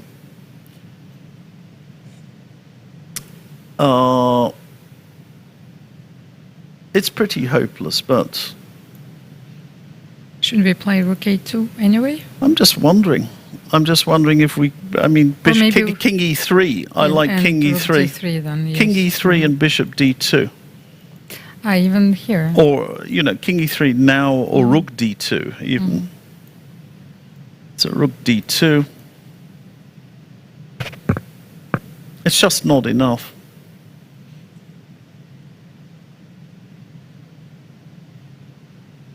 Well, I try to keep the rooks on the board and Okay, rook wait for the execution. rook d3 and bishop d2. He's gone king e3.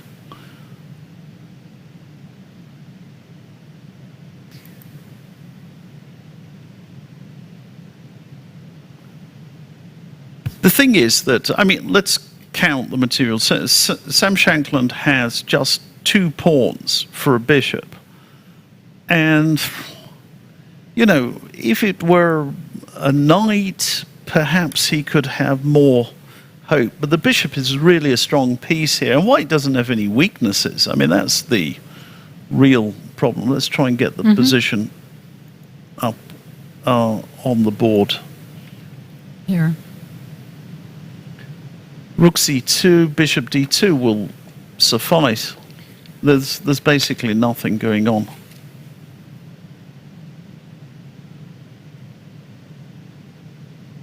What a fighter. Yes, both players are incredible fighters, but Sergei Karjakin, had this situation so many times. He didn't crack under pressure. Every time he bounced back with white pieces, and he went on to winning the match. So He's a tough cookie. Are you a fan of the Cookie Monster, Almira? We normally have high culture with you. I thought I'd bring it down a few pegs. See? Well, I actually don't know. You don't know. Who is the cookie? You don't. Monster? C is for cookie. That's good enough for me. C is the cookie. Is for cookie. That's good enough for me. Ah, great. So it's like the tea time, yes? Tea. It's Sesame Street.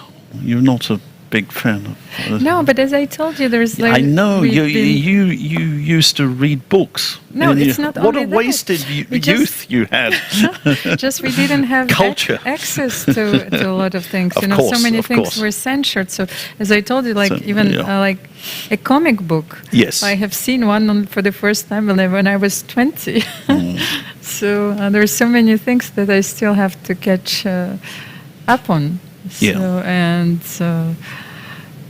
Like my daughter shows me a lot of interesting mangas, and they are fascinating. Yeah. I'm so fond of Japanese culture, Yeah. so then, in a way, I still have some time.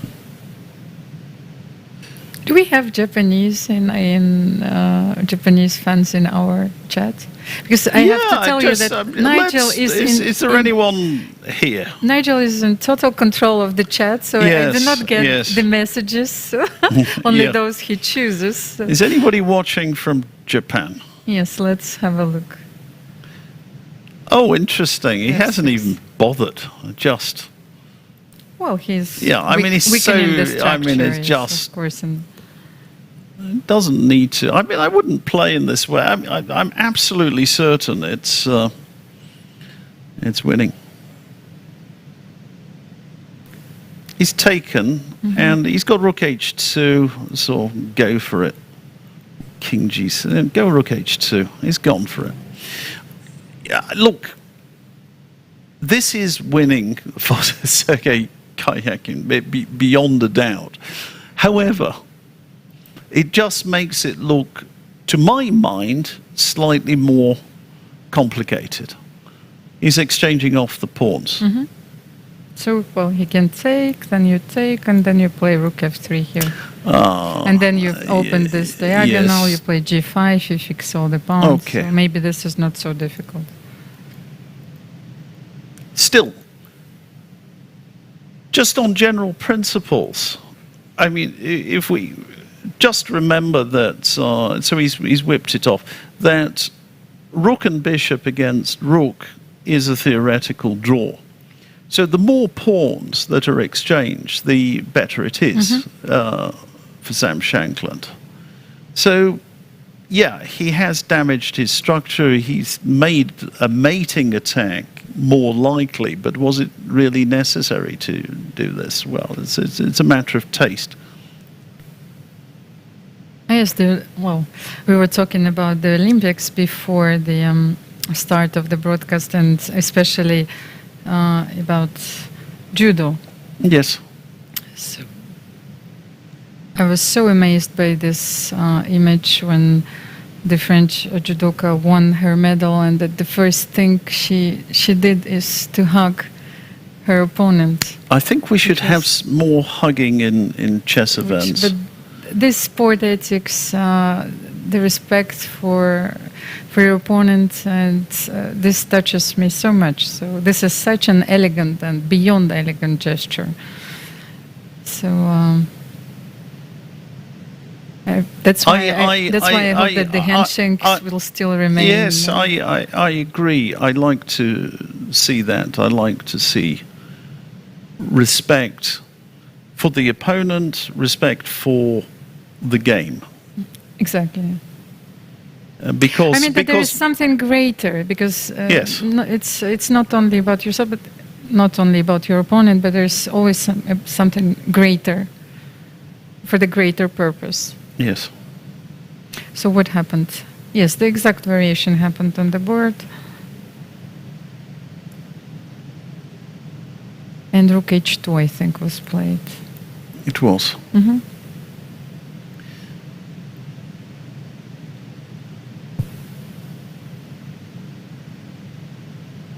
Yeah, he's beyond any doubt winning. But I'm just wondering, h5 now just starts exchanging off more pawns if you can.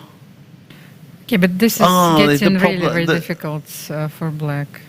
Well, the other problem is I see, because he wants g5 and then he wants rook d8 check after rook g2. And, so can we just show? Can we show yes. that? Because so let's say h5 yes. now. Then you play g5.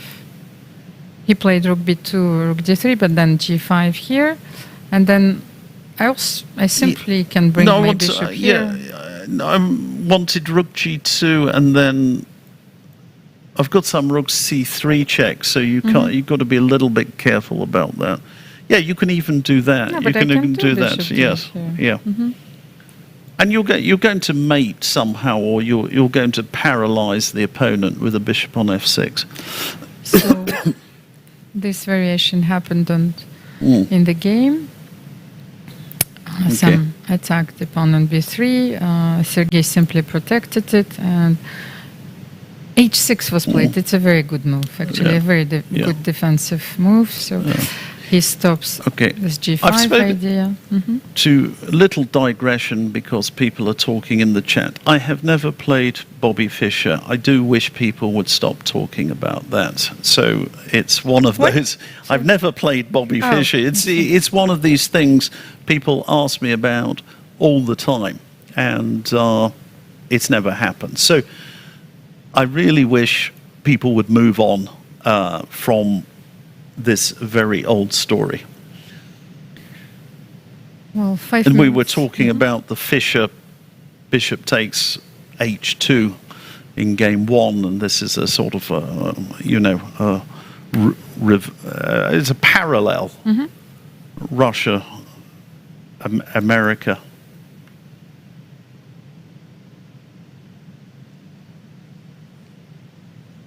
Well, it was like such an important period in our history as well. So. Yes.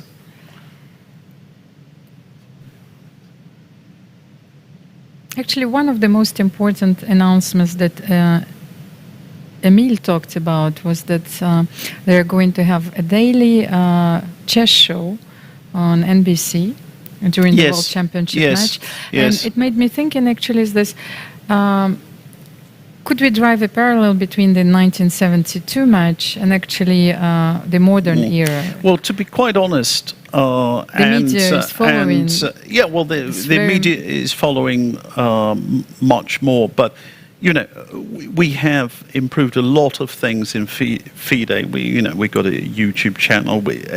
In 2018, under the Kirzan Ilyumzhinov administration, we had nothing. We basically didn't have, Twitter or anything. Social media, we were very, very poor on. And we've improved all of these things, and we can do much better still. So we've come a long way. My view is we have to get chess very, very regularly on TV. We have a situation now where there are loads and loads of channels, and we could. If you're in the UK, you can probably watch 6 different channels of people angling, catching fish. I mean, you're laughing at this, but this is the truth of the matter, and we don't have anything like a permanent 24 hours of chess, for which there is a vast amount of content. Actually, people are going fishing to relax. While a few years ago, we had a chess show on French TV when I was commentating alongside many other players and a professional journalist, the Grand Chess Tour tournament, and it was very, very popular. Yes, of course. So I really hope that it will come back. It will. So King F5, the King's March has started. And so the whole point we need to explain is Rook C5 check is met by Rook D5, an interposition. So that would be utterly hopeless. So Rook E2. Maybe you can bring your Rook to E6, but Rook E2 was played, and then maybe Rook E8 and Rook E6 to. I think you can even play Rook D8 check and put the bishop on F6. I think this is one good way of doing things.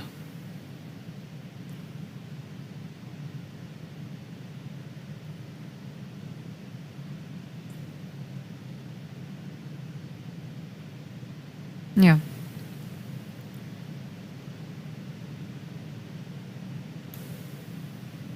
We will have a special guest today, by the way, Nigel. So. And who?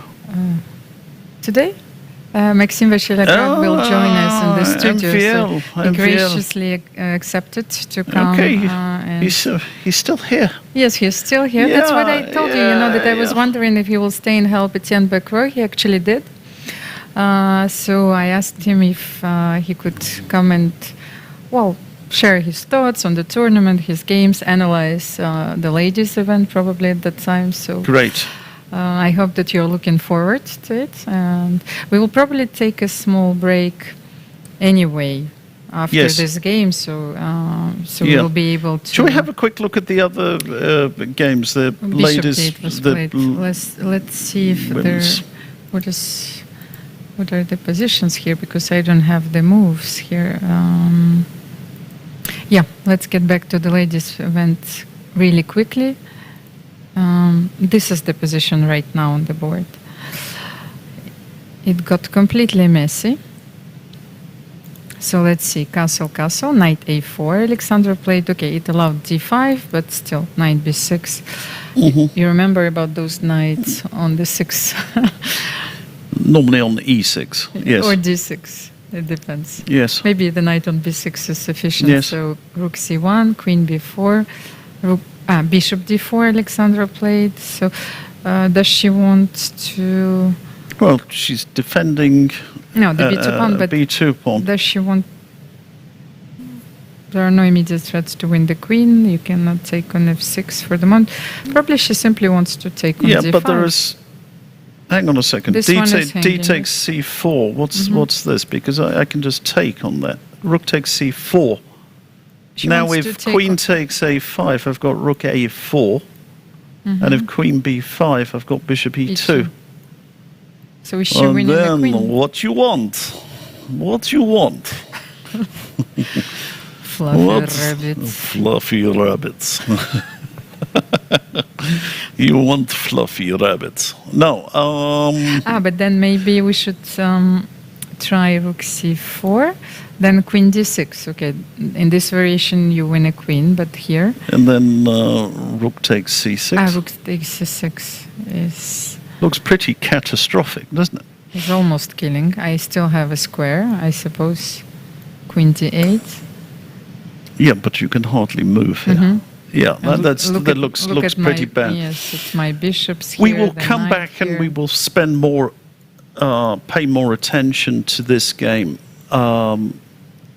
later on. We're going to take a little break soon. We'll just have a quick look at the other women's At the other games, women's games. So. and then we'll come back. So, Okay, this is the position so on the what- board. Yes, what a lot is- of moves have been played here. and Let's see. Queen C1 and Karjakin. Queen a5, let's see, how did they get here? Queen a5 was played, you see, so Alexandra took on e6. She transposed, so now maybe rook b5 is also a threat. So now she Knight d4, she went for knight d4. and some And queen c3. Okay. nice little tactic. Because if e5, was there something like knight c6? Or E5, Yes. Queen B3. Queen b3 check, and you keep the piece. Okay, So let's this show is it. Yes. this is a clever Check, idea. and then you simply keep the piece. Yes. So queen c3 had to be played. B3 and then Queen C4, and she's winning you the mean, piece. and now you play Yeah, E5. winning the piece back. So these are high class Maneuvers. tactics by Anna Muzichuk. So let's continue. Takes Queen C1, and I'm just wondering. Queen C1 is quite annoying, isn't it? Okay, this rook is very active on the seventh fly, and the thing is, when you try to analyze these positions objectively, what I'm worried about, of course, is the safety of black's king. Yeah. So even if I rook give this E7, pawn yes, away, yes. let's say, so we will take in it, and so how do we continue here? Let's think. We'll go for the most Okay, rook concrete line. E7. Rook e7.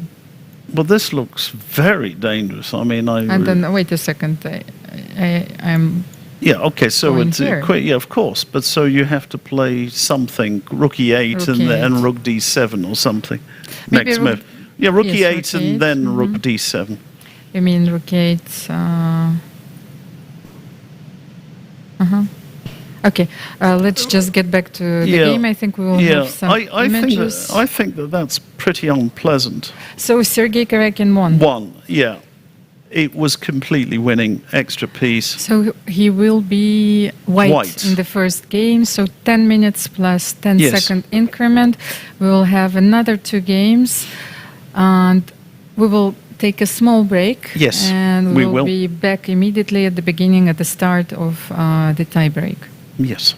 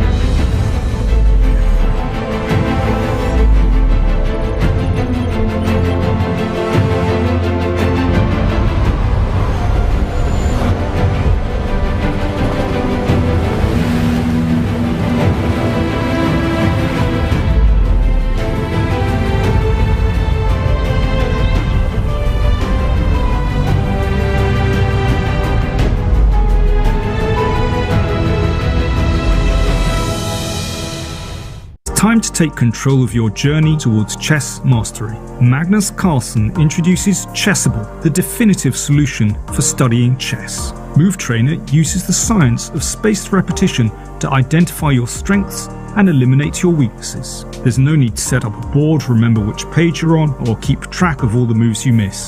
Get started now and join our growing community of over 100,000 chess enthusiasts at chessable.com. Chessable, take control of your journey towards chess mastery.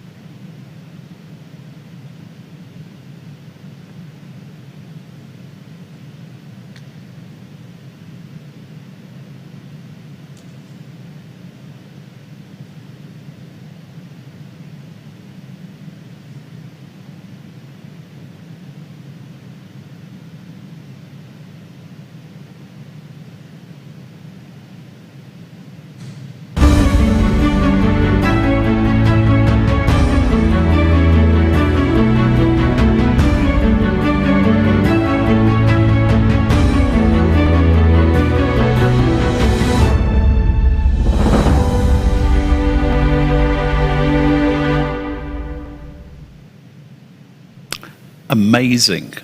During the break, we've just had a look at the game of Alexandra Karjakin against Anna Muzichuk, and there was an extraordinary blunder which we failed to pick up on, but we've just checked this now. Almira, show us the moment, the key moment here. Let's have a look at the board before the round starts. Yes, we'll come to this very, very soon. All the Karjakin and Shankland fans, don't worry, we will be there. Actually, yes, there was a very important moment in Alexandra Karjakin's game. Maybe they can give us the board. Yes, the board. So because otherwise we can't show the idea. There we are, shaking hands. Yes, we have the handshake, and the game starts. And okay, we will. Well, okay, we'll show this in a minute. We still don't have the board, so he goes for the same variation as in their first game. H3 knight c6. He will go for g4 probably.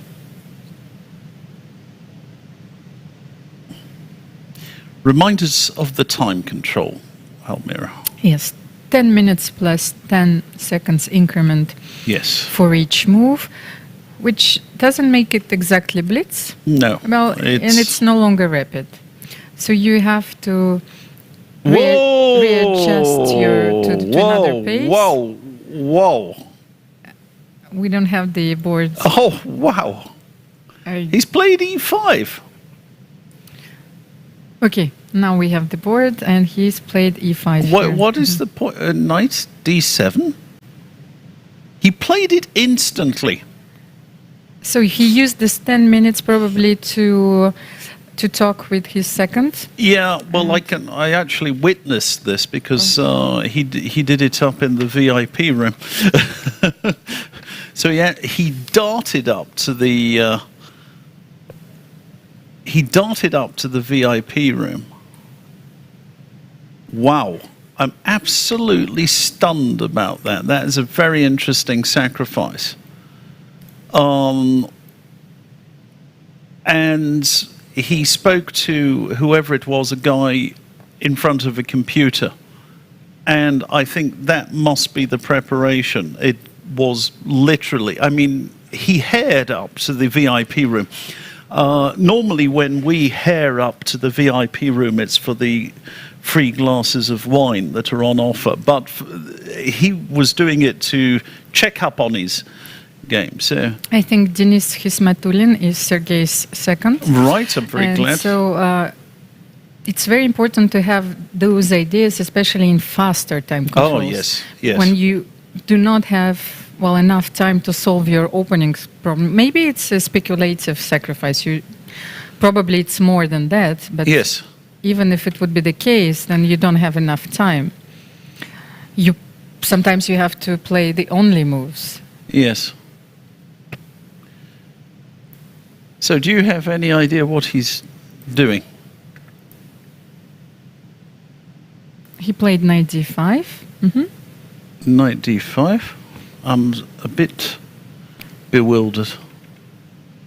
So what was wrong with queen takes a2 there? What was the...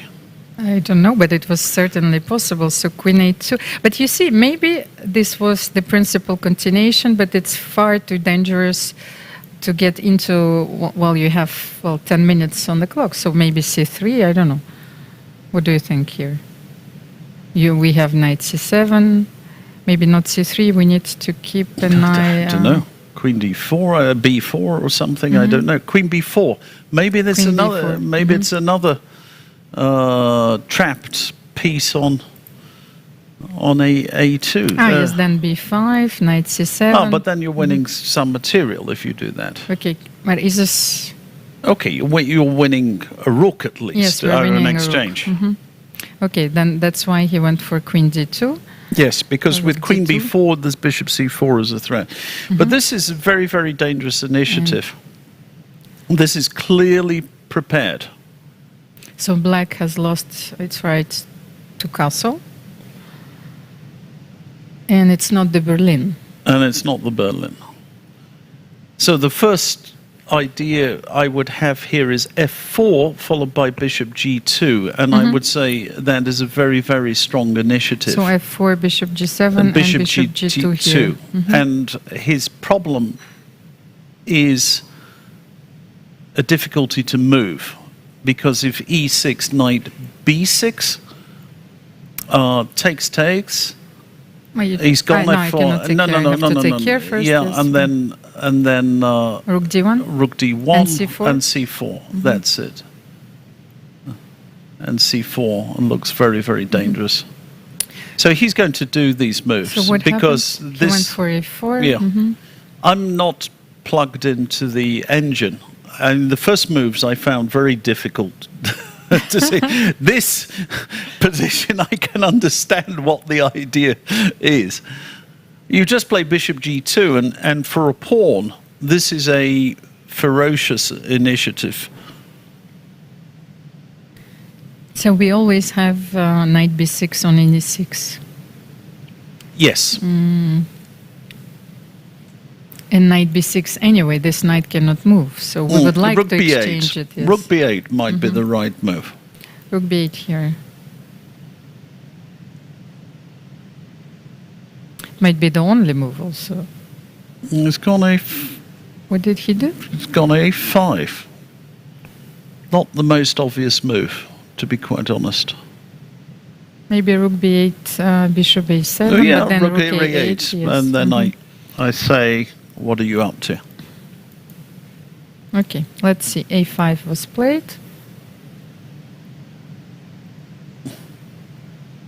He wants to activate his rook. Yes, of course. Well, that is in this manner. obviously the Maybe idea. not rook c6, because this bishop is still very dangerous, but rook a6 or a4, a3 could be the idea as well. No. To weaken. No. It's too much? No. Well, a4, a3. White can play a3. So, but he's trying to activate his. But you have to play a3. I mean, you don't want to let me play a3. Well, so it's not such a big deal even there. I can play rook e1 anyway with threats. rook e1 here. Yes. Start making some threats. So a4, a3, just in case. No. If you're going to, I wanted if you're to going to, include if you're going to Ignore you. ignore me, Almira, how can you ignore me?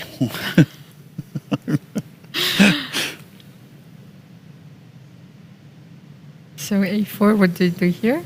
I don't know. Let's let them worry about it. It's obvious White has an initiative, but is it good enough?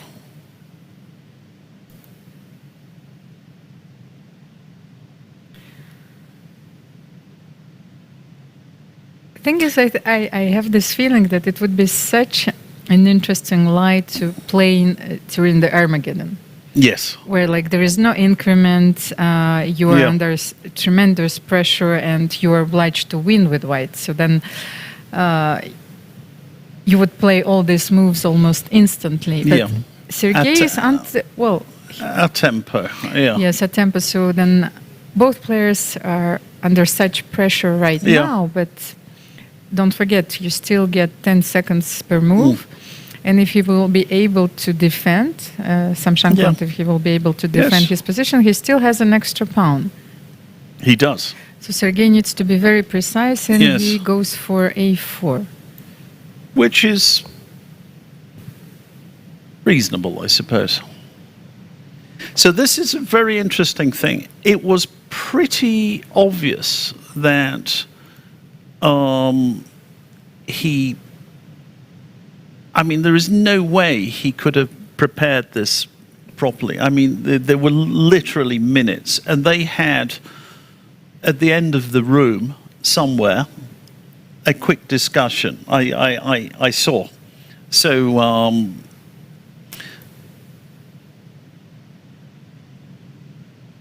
and so Sergei Karjakin would have been told this gives a strong attack, and he is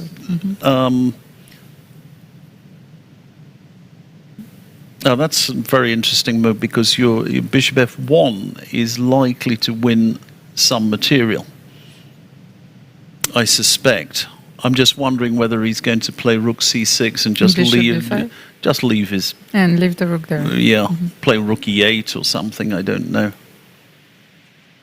I think he's just going to leave it there. The problem is white isn't actually in a hurry to take it. That's the really annoying thing from his point of view. He can simply bring his. Yeah, he can improve rook, his yes. position. It's not. He's gone h5. Oh, that's maybe a clever move.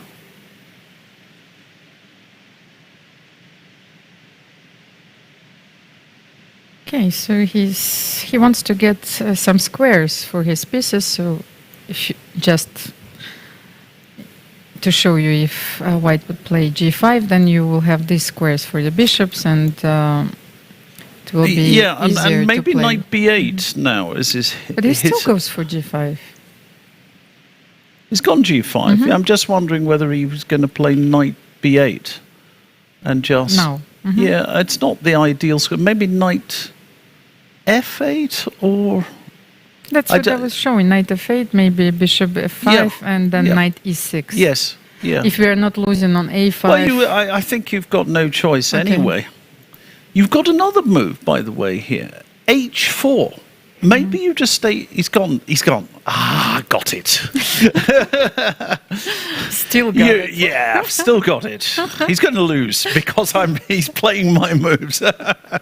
No, you just fix a weakness, and you keep your. You mean this weakness? Yeah. Yes. So you keep an eye on it. Yeah, and you keep your knight at the moment. The knight is performing a useful defensive task.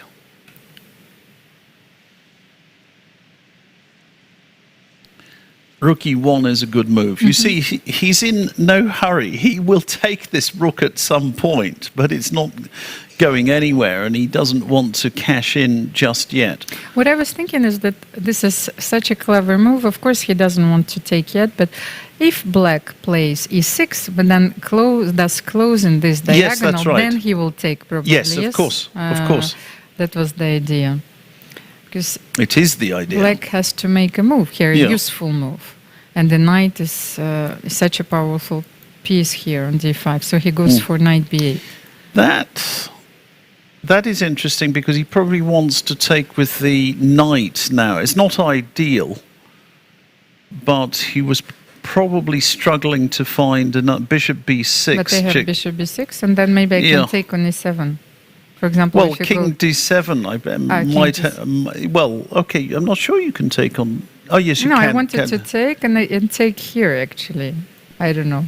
Almira, Is this possible? you're such a cave woman. Maybe this doesn't work at all. But you mean I have? You're such a cave woman. It's like You're like Raquel Welch in that old movie. Anyway, that's the. he played bishop a7.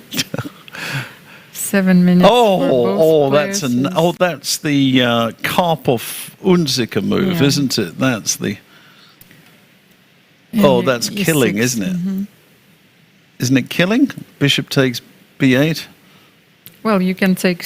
Well, everything is on priest. Bishop b8. Then you can take bishop c6. Maybe knight b6 is a good move.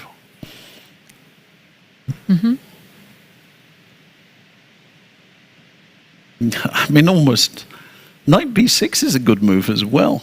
I mean, the position is so. No, I was thinking that knight f6. Knight f6. as well, yes. Knight f6 is maybe good. is better. Yeah, knight f6. But I was, Then you take and play king. Yeah, no, it's lost actually. It's okay, lost. but let's go for the All right. most obvious one. Yeah. Bishop b8 Takes on d5. takes on d5. Then I take. Oh, you can even play rook. Rook takes. d5. No, then you will save your. Okay, I don't know. Maybe this is completely lost. But no. By the way, you can. Where do you go with the rook? Yes. Because I Bishop. have this. You've also got bishop d6. Bishop isn't it? d6. Yeah, Yes, it's yes. You can horrible. take on d5. So after bishop b8, black is completely lost.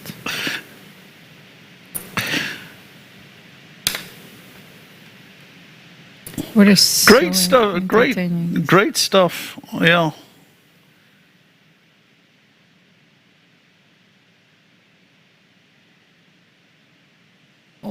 Sergei Karjakin is simply unstoppable with white pieces.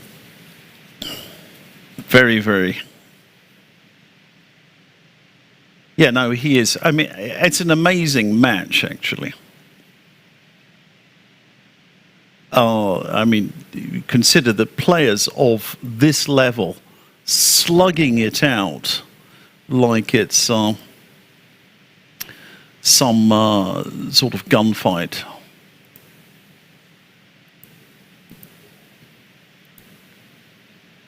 And Sergei Karjakin clearly on top. Winning, I think. Just winning. So, yeah.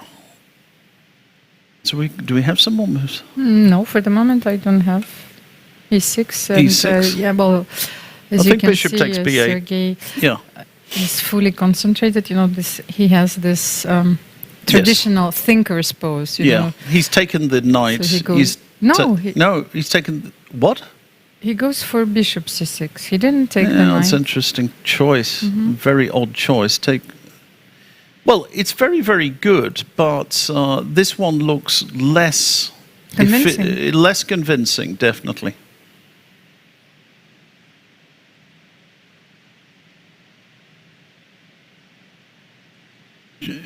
Maybe it's still winning. Yeah, no, king d8 he's got king d7 there. So king d7. Now. He's played king d7 immediately. Okay, let's have a look. King d7. Only move. Because then you were losing because of knight c7, or? Yes, I think that's right. And the knight was coming to b5. So.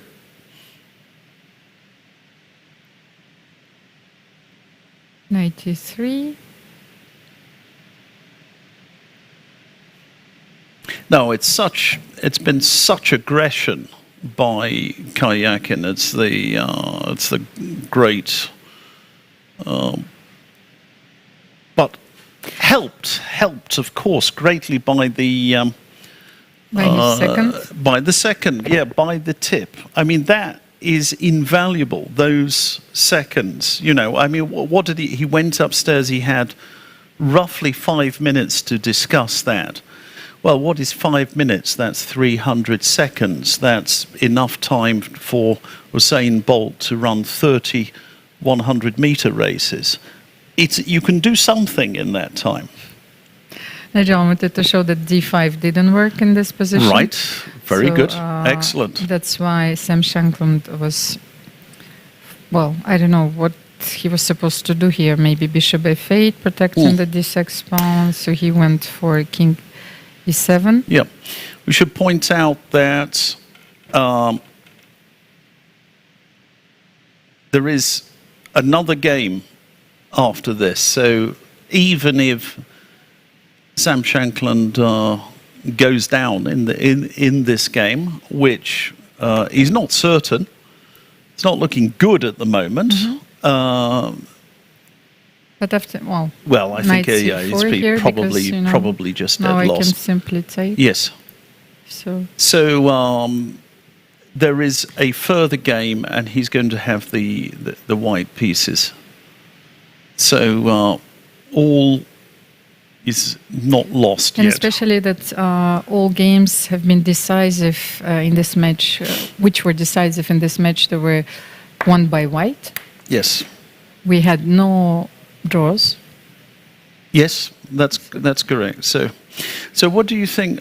There was the you recall the Hungarian Grandmaster Andras Adorjan? Yes, he had his famous theory on that black is okay. Black is okay. So it was put into test, yes? During this match. Well, during this match, it seems that black is not okay, or black has been suffering at least. Sergei is still thinking. He's dangerously approaching like 2 minutes, and he played bishop c7. Maybe it's still good, yes? Because you cannot protect the pawn anyway. Probably he was choosing between knight c4 and bishop c7. The same goes for, now we can even take with the knight. So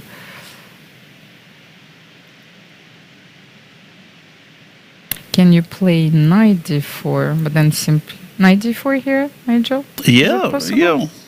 Like a last desperate attempt. Play knight f3, if c3, then knight b3.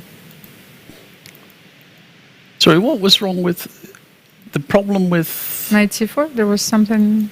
No, I was just wondering. Oh, maybe I can take. Yeah, and you then, can take. And then play something. c3. It will win. He's done it. He's done it. He went for knight. Yes.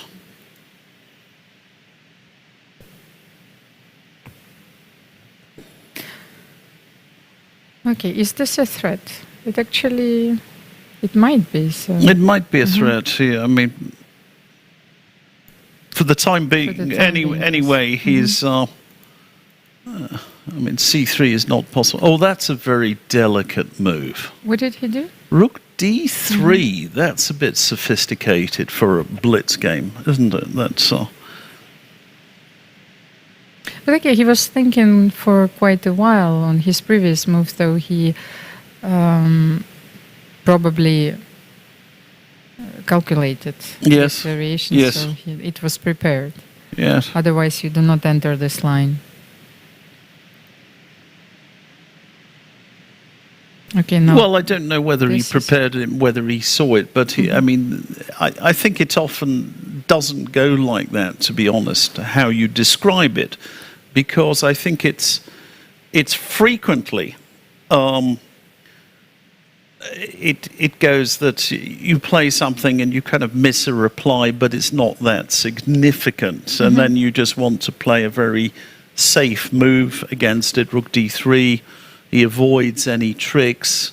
He threatens c3. He's threatening just about everything. Bishop takes a5 is a threat. And Sam Shankland is in huge, huge trouble. I'm just wondering, it isn't going to work. It isn't going to work. Actually, Nigel, I also thought that like if Black loses this game, that it would be the first time in the whole match that Sam Shankland would be in danger. Yes, yeah. I mean, he's been... It's a completely different situation when you're playing and your opponent is under severe pressure. What happened? Oh, he's turning the screws. Knight d5 check, king e8. And I think just bishop takes a5 is good enough here. There are so many moves.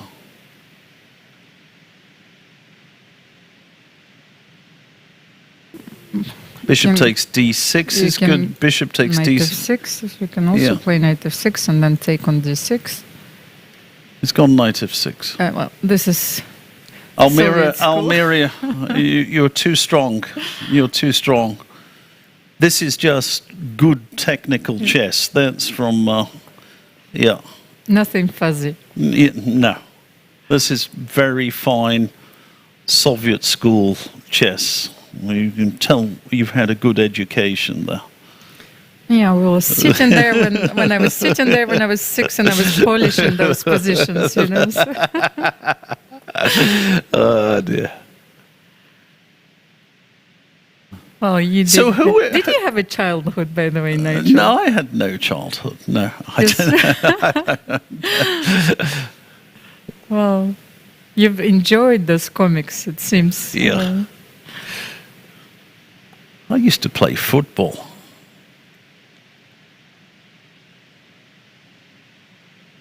What is your favorite football team? Because the English Championship is simply fascinating. I don't like the people who like football. I'll be quite honest with you. You know, I used to go and watch football games, and people would literally be throwing bricks at each other. I mean, I'm not kidding. I've seen people throwing bricks at each other, and I thought, you know, why do I want to be there? They don't do that at cricket matches. You know, they don't throw bricks at each other. Yes, but it's the lowest. It doesn't answer my question, but you still can enjoy, well, you still can have a favorite team and enjoy watching the I matches. used to watch Yes. Bolton Wanderers. I went to school in Bolton. I never lived in Bolton, but I went to school there. So, and I even had a season ticket once upon a time. So we see a parallel with the previous game in that we see a very, very dominating bishop of Sergei Karjakin's, and with mating threats as well. Rook and the two rooks and the bishop combined.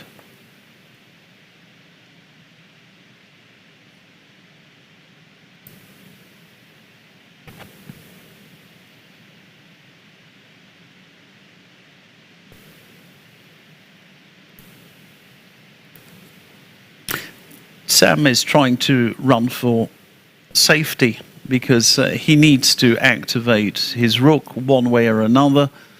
So his king is going to go towards c8, but it isn't going to help him because I think... what's he done? He's taken something. I think he's going to get...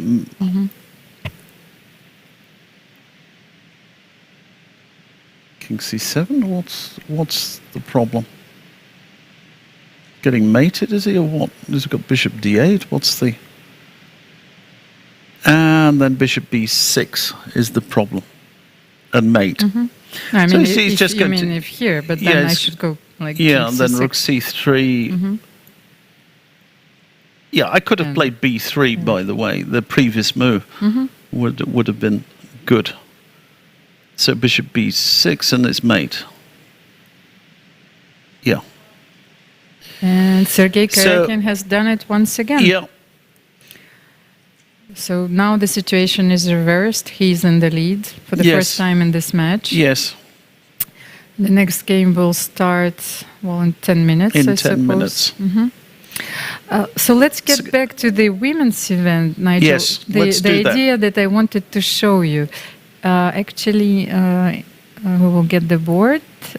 So bishop e3. You remember we analyzed here rook b3, Yes. queen c4, and you said very fine tactics. Yes, but they're Indeed. not. And but they're not. White had an absolutely stunning move here. E5. Well, it's even not that difficult. If we've been concentrating Yes, a little bit, more, know, yes. we would have spotted this. And I think that White is simply winning. Just here. winning, Yes, because now you don't have the e5, so I can protect Yes. my knight by playing rook d3. So now bishop f6, for example, you do what? We have to find out. Rook d2. Rook d2 probably, yes. And then my knight is free to move. Maybe we can still continue. No, but here after queen c3, maybe I can simply protect my bishop by rook e1. Yes, rook e1. Simply. That's it. So Alexandra actually missed, that was such a chance to win the game. I think Almost so. immediately. I think so. And the position And which it's is on the a little board, bit surprising, to be honest, because she is a very strong tactician. And did she just believe her opponent? And sometimes people just get tired. Yes, but you remember, we haven't seen rook c8 when Andrei Sipenko and Magnus Carlsen played. Yes. Magnus took the pawn on c3. Andrei didn't play rook c8, so it was like a double hallucination, really. It was like this blindness, Yes. which struck upon all of us, Yeah. and maybe this was not the idea. Which was so obvious during this game, but bishop d4. So let's have a look. Do you know? I think what This is the happened. position. I think what happened, that particular blunder you mentioned, was that they saw it previously, but then they forgot about it. Okay. You yeah, know, in you know this how game. it is because it occurs. The same theme occurs in a different position, and there's like they both forgot about it. It often goes that way. And this is the position which is on the board right now. Only a few moves were played, so Queen C1 here. Yeah. Anna didn't go for Queen A4, and she went for the most, for the more aggressive Queen A2. So of course she wants to play Rook D2 here. Yeah. So the question is, Queen G5. Is So that good? let's check. Queen G5. And look at the time. Anna has only 14 minutes left. Yes. So she's Yeah. already in I'm just wondering whether serious time trouble. I'm just wondering whether Rook D2 can be played here, Almira. Whether that is a concern. So this is protected for the moment. So Yeah. why can't I take on E7? You can, but Okay, I'm not threatening Okay, anything. I'll play Rook And C8. Rook C8 with this idea. To I'm not. You cannot leave the 8th. So what do you do? I will be mating you then. So here, can I go for something like this? Yes, you can, and then I play Queen takes F1 check. That was your mate. I'm Okay. a wicked person. I'm a very, very wicked person. You twisted mind.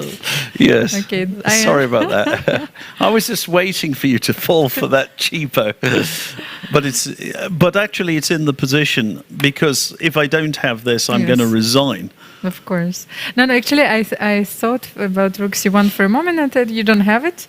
But of course, Queen F1 is the brilliant tactics.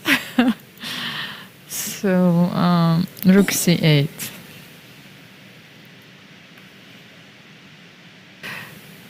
Actually, I cannot even move here because you will have Rook D1. Let's say if I would wanna move here. Yeah, well, maybe you can, in fact. And then you go Takes. King F2, Rook And you C2, start- and King G3, yes? Yeah. Yeah.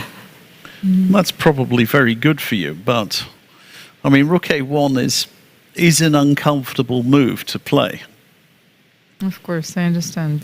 No, I wanted to play Rook B1 actually, so then it doesn't matter. That was simply to illustrate your point. Yes. Okay, then Queen E2, and what happened? Do we have more moves? Rook E1 was played. All right. And if Queen D2 now? Then, well, that's a good question.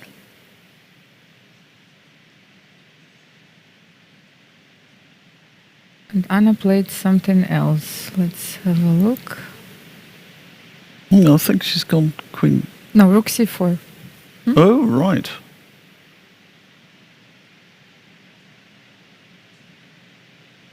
But is that good?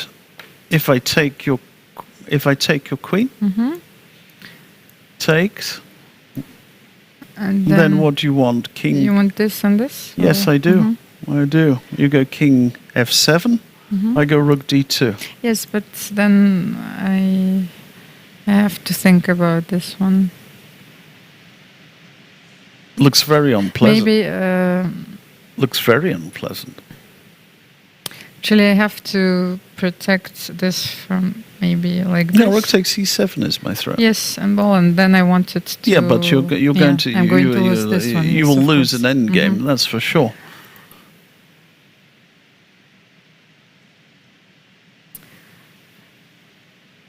Oh, but it's not easy to parry all of these threats. You know, sometimes you are preparing a mating attack, and all of a sudden it's a winning endgame. Yes. So that's Queen H6 is a very serious threat. So Anna had to do something about it. Rook C4. Yes, let's go for the endgame. The endgame looks very strong. You meant King F7 here, and then Rook D2. Okay, maybe I can I play yes. Queen A1 or no? Queen A1, Rook A2 was probably the idea. You just keep. You mean some. here? Sorry, Rook Queen A1, Rook takes A4. Sorry, Yes, yes. rather. Yeah, Yes, just to show. yeah. So here, Yeah. 21, you still So, have this idea. Yeah, it's the same. So, but okay, let's have a look at this endgame. So king f7, rook d2. I can still defend myself How? like this, but I need to do some. Okay, let's. You can't do all moves similar. You're dropping a pawn. Yes. That's your big problem. And you will have. A6. Let's say you play, and then I go rook c7. No, rook d7 rather, yes, rook e8, and rook b6. and rook b6 rather. Yeah, and that one's going to. Ooh, then you've got rook a8. Mm-hmm. I had So, another yeah, idea, by the yeah. way. I could activate my rooks by waiting for rook a6 and then playing rook b8 and rook b2. But for the moment, you... and if you start with rook a7, here I have rook c6.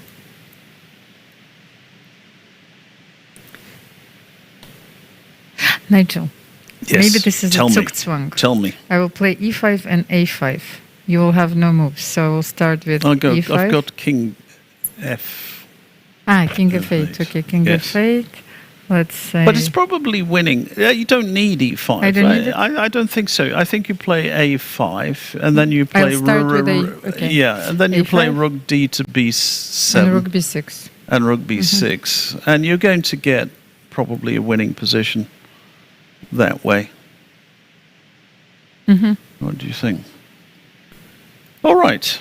And let's have a look at the other game, which is. Oh wow! so many moves, wow! it Well, no, was, we've neglected yes, this. it We've was neglected this. Completely. It started to get chaotic here, but it was already unbalanced. But after d takes c4, Alexandra didn't take rook c4. Oh, really? Maybe she didn't like something after this. I have no idea why. Maybe this. I think because queen d8 is of course very passive, but I thought maybe now that I look, G3. you have g3. G3. Because I wanted, it's of course, to hopeless. play It's bishop hopeless d6. position. Just completely lost. Okay, but okay, let's say queen g5. You will play h4. I'll play h4, for example.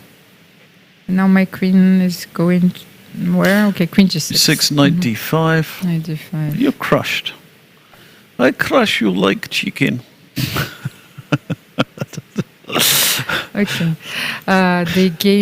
The second game of the tiebreak will start very soon. Okay, So bishop let's- e6. Just let's finish this one. Wow. Let's see. Alexandra Looks- sacrificed in Looks very exchange. strong anyway. Queen e2, rook f7. So queen e2, of course, I can take here, and I know this one. So let's see. Knight d5. She probably a long-term initiative and a pair of bishop, of course. So let's get back to this position. Knight f4, bishop f7. So- She give the exchange back. Queen g4 Yes. and bishop c5.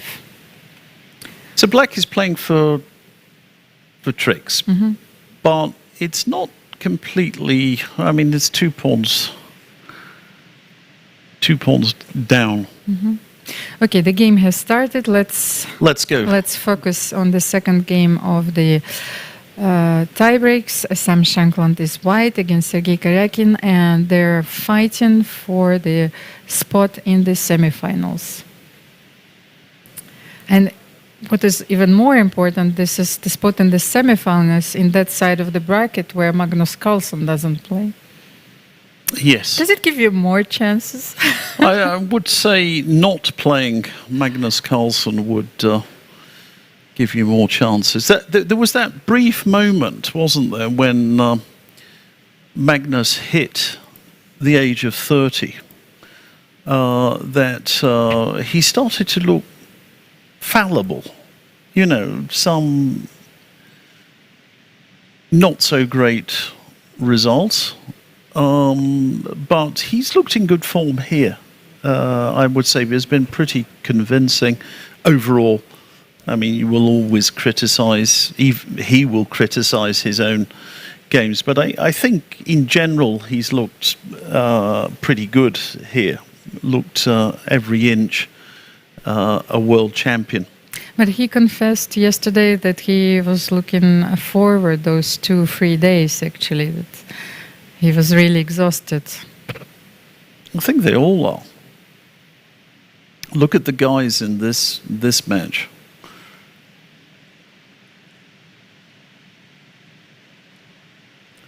So Shankland has gone. He's going for the double fianchetto. the slow burn.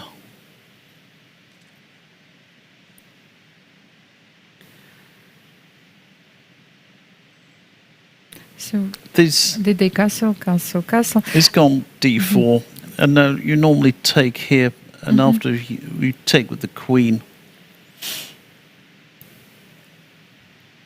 Take with the queen, knight c6, and Well, queen f4 Queen is F4 is what they normally do here. Knight c6 is not normally no, played. no, It's we just need to show it. we need to show it. I mean, these are old variations. Strangely enough, although I played knight c6 myself, even against Garry Kasparov in this position, it's they normally go for these sort of hedgehog positions with d6 and a6 and put the knight on d7. They're probably slightly better than this one, but yeah, knight c6 can be played, and queen f4 and queen b8 is the way that they use it. He's gone knight c6. This is the old-fashioned So approach. let's say queen f4 and Yeah, queen b8. yeah, I think this is the theory. I've had this with the white side as well.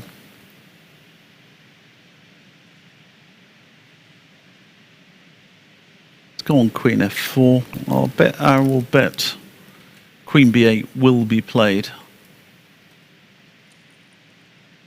I think Sam was just saying that this is objectively very slightly better for white, so he's got to stay calm. He really must stay calm in a situation like this and not be afraid if his opponent is exchanging pieces. Well, he hasn't exchanged any pieces at the moment.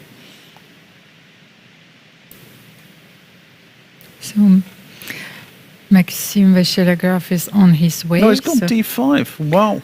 and he will join Straight. us after this game. Right, okay. So let's have a look. He Gone immediately. yes, he went for d5.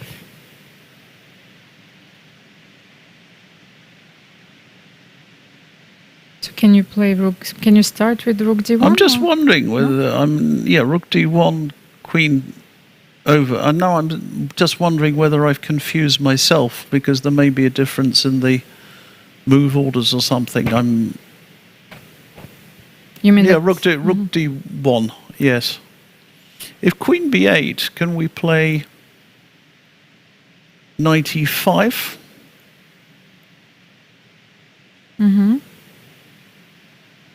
Strange. Yes, because this is really very dangerous. Maybe even here. Okay, It's for the not- moment, yes, I can still move You can my still queen you can still somewhere. move your queen. Yes. I don't know. indeed. Maybe queen c8 is a Queen better c8. square. Yeah. Sam went for knight c3. Maybe here d5 doesn't exactly solve all black's problems. just because wondering- you will bring your rooks, rook fd1, rook ac1, and this queen will be feeling. He's going to Yes. take rook Bit fd1 uncomfortable. is we play now queen b8. And I'm just wondering whether queen takes c4 is any good. Both sides have bad queens. Queen b8.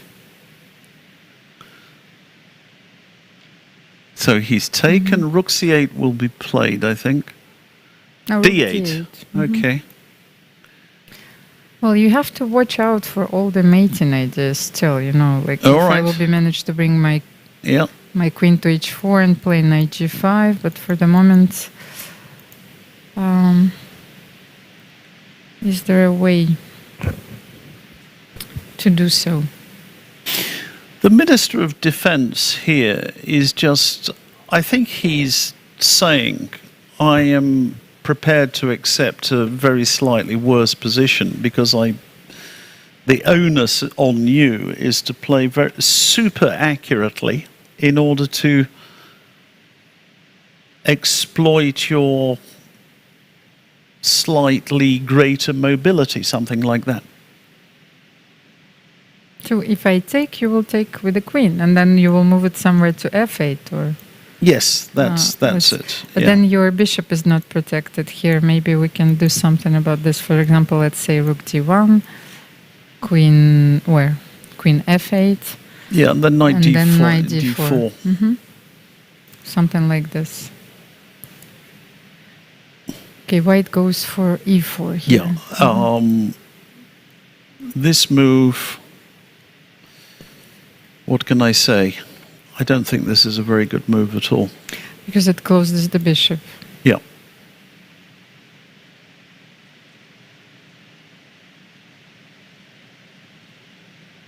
Black can play knight d7, or he's exchanging because that's what he... But on the other hand, maybe he wants to play e5 and knight e4. Yeah, but, and but then knight if e6. I can even play knight g4 here.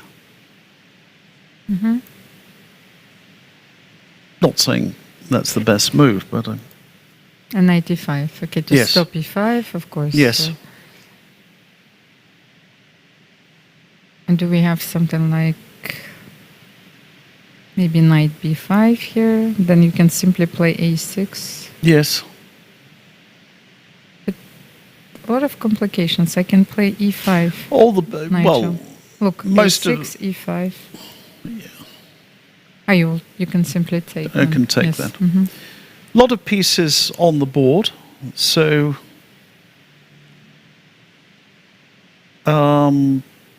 I think that's what Sam wants with e4.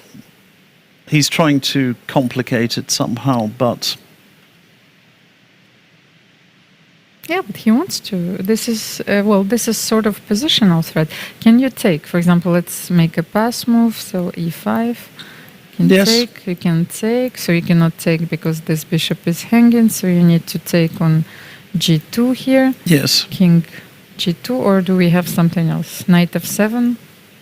Can do knight f7, bishop d5. Yes, maybe. bishop d5. No, man, this I don't like. Okay, so Although that's not clear. You get a dangerous attack then.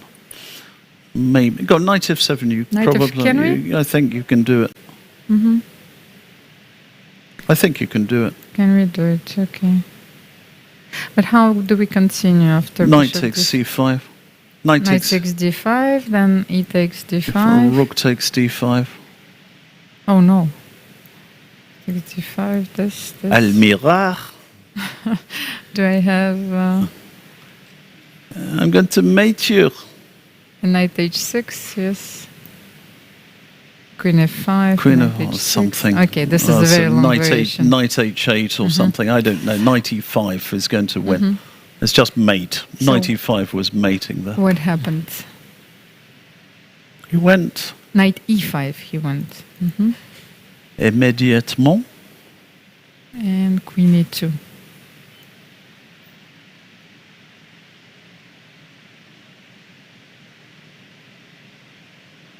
That was French for immediately.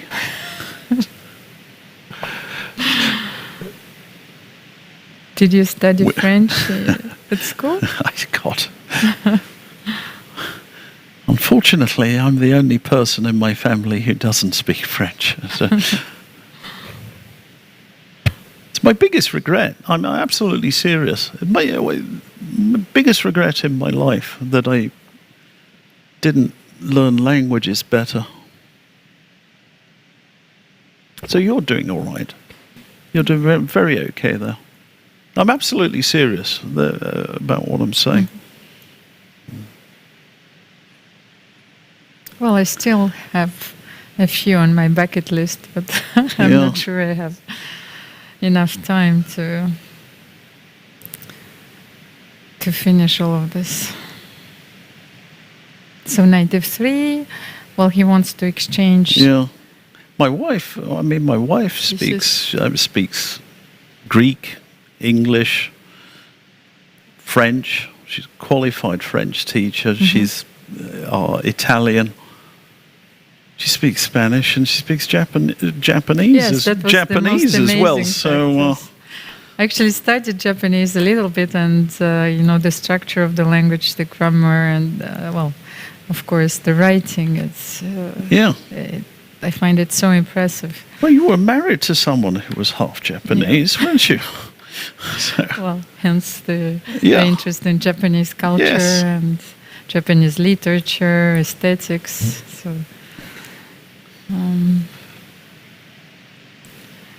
So what happened? And bishop b4.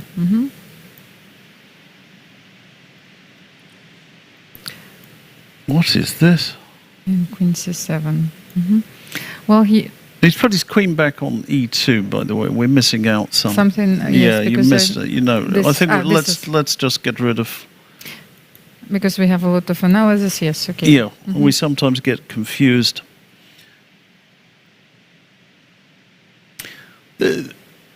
I would say that Sergei is playing in a slightly cynical way, if you know what I mean. He's vacuuming the pieces. So, okay, there's an immediate threat to the bishop. Well, of course, but I mean, if... Well, it's a problem, because what do you do about it? Then you play rook d8, yes? Or rook c8 even. So let's say bishop b2. He took on f6? Interesting. No? What happened? Oh, he's taken and gone e5, and that is very, very interesting. It shows his tactical alertness, which he demonstrated in the first game of today, which he won.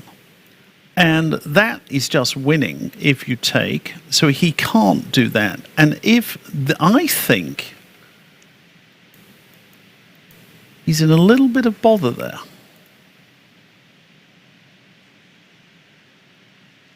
I think he's got some, because here we can take the bishop and play queen e3, and we start going for your king.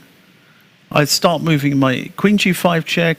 I start moving my h pawn. Look, may not be winning, but it's dangerous. Queen e7 is probably still just about good enough to hold? Oh, no. Well, rook d6. And I don't think that's simple at all. Okay, rook d6, rook c8. Rook c8? Well, okay. h4. Doesn't matter. h4. So he's taken. Wow. So he took wow. e5. Okay, let's see. Very, very dangerous. But if I'll take, and then we have this terrible Does he want threat? queen f3? Is that his idea? That is very dangerous. I think he's in trouble. I think he wants rook c8, so you can always play rook c1 if I think he's in. I don't bring your rook up. Okay. He's gone in. Maybe it's a... So if now you play rook d4, what happens? You've got rook c. I can play rook d7, by the way. Even rook d7, okay. Rook c8, and I can check you on g5. And I cover the square, and then maybe h4 next move or something like this. So you're covering this square. Yeah. Let me get rid of these ones. I could even perhaps have, I don't know whether I could have taken on could I have taken on where? Well, on a7. yeah, maybe rook g8, you queen still e5 have this check. Yeah, it's very dangerous. Yes, very it's dangerous. Very dangerous. Okay. It's gone rook d7.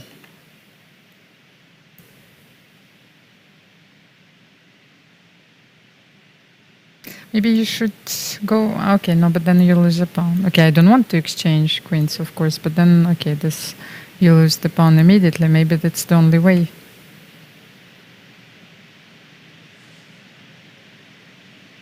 Can I go like this? Queen g4, queen g7. Is he going to play h6?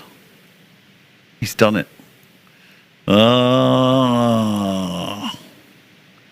H6. That's a sneaky little move. It's important to protect. Yeah, because that is a good defensive move. Queen c7. What do you want after? Oh, I just want to stop you from moving. And he goes yes for queen c7 actually. And my idea is, I don't know, h4. I try and improve something, and then I think again. He goes for rook f8, but then you can take maybe, no? I can take on a7. And rook c8, you still have rook c7, but then if I go for rook d8. Yes. Is this possible? But Sergei is very low on time. He has only 3 minutes left and a very difficult position to defend. Even though the... I would play h4 first. H4, you know, although h4, just make this move. I don't know why. I want to give myself an extra square on h2.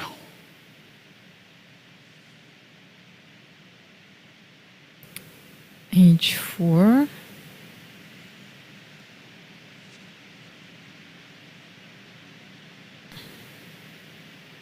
Maybe I cannot bring my king to g7 because every time. Well, you start exposing yourself. There's also rook queen c2. Well, so he keeps it tight. So he hasn't done that. So let's. So he's keeping it tight at the back. And but okay, now he wants to take it. Yeah, that's why he's played a5. Okay, a5. Yeah, I think queen c2 is a very good practical move. I would just play h4 anyway because I want to. He's gone a4. This is also another attractive move. So you fix that. Then you want to improve with h4, put your king on h2, and then start maybe to evict the queen from f3 so with rook d4 or rook d4. A4. Yeah, something like that. But then maybe you should keep... He's got control of the position. I don't think this is easy for Karjakin. No, Nigel, maybe then you should keep this square open for the rook, it's possible. just in case. Yes, I was it's possible. wondering. It's possible. A4. The problem always here is, what do I play now with black? What do I play?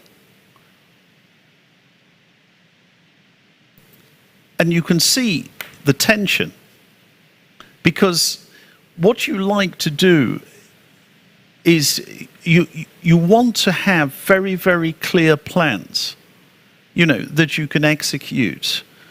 A little calculation, you can play a few moves, or a clear plan which you can execute very quickly. Here, he starts to look for a move.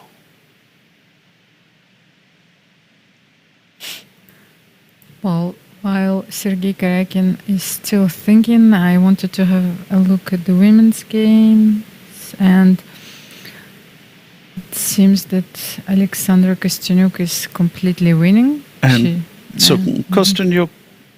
Okay, in the meantime, we'll come on to this game but Kostyanyuk looks as if she may go through. Queen d1, here, perhaps. Maybe it's not necessary now. She wants to play rook d8. Yeah, I like maybe queen. Why not queen d2? Maybe queen d2.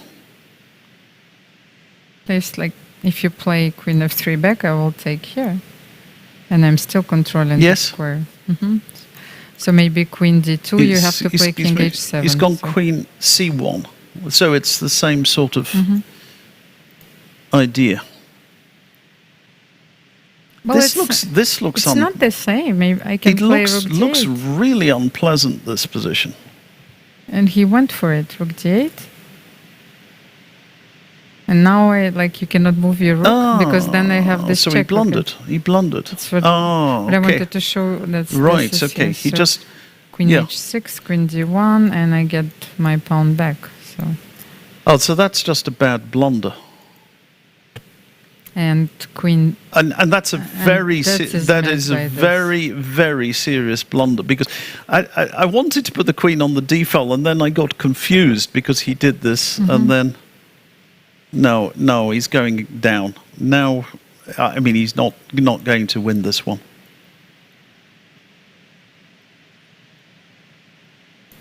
He's not going to win this. Oh, he goes for Queen d5. Wants to. Yeah, we keep forgetting that. Well, Sergei needs a draw. No, Sam botched up. So he needs. He just he's just provoked an extra weakness.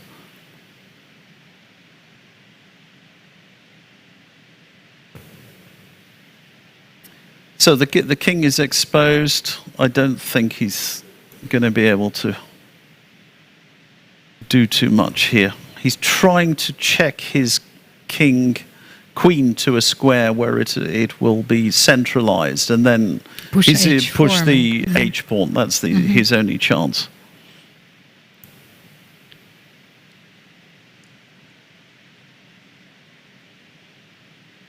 Then where do you put your king? Here, I'm not because sure. I will still put my queen on f6, and then so maybe king f8. Should I start with h4 here? Queen d8 check, I think, and queen d4 check. That's what I would do. And then h4. And then h4. Somewhere, h4. Then you just go.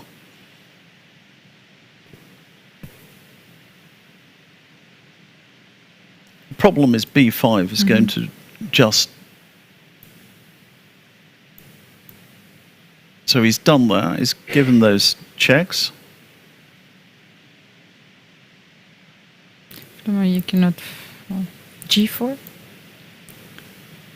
No, if you get a position like this, you're not going to win. I think so. Let's have a look at the current position. That's the current position. So. Well, not the one.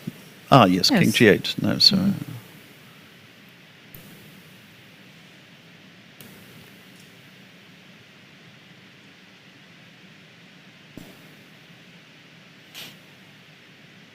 You have Should be mentioned, of course, that queen and pawn endgames have fairly high drawing tendencies, because very often you can draw with a single pass pawn. This is well known. If you have a more advanced pass pawn, you can often it's gone G4. You can often draw the game.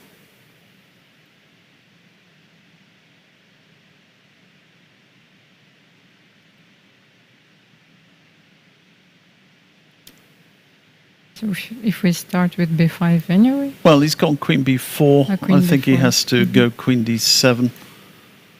But then queen b2 check is going to hurt him.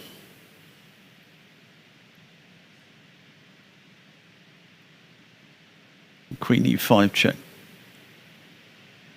As this is a very long diagonal. It is. Cannot play this because probably even this. Yeah, wins it's the going to be a draw. So g4 was played, then queen b4. The queen b2 check, I think, is just it. That's going to be. And queen h8 check was I thought, a very brilliant way of making the draw, because you can make the quieter moves like queen f4, queen d1, but then the game continues, and if you just the queen at some point coming to attack the f pawn, and then he's gone queen h8. Almira, you're a genius.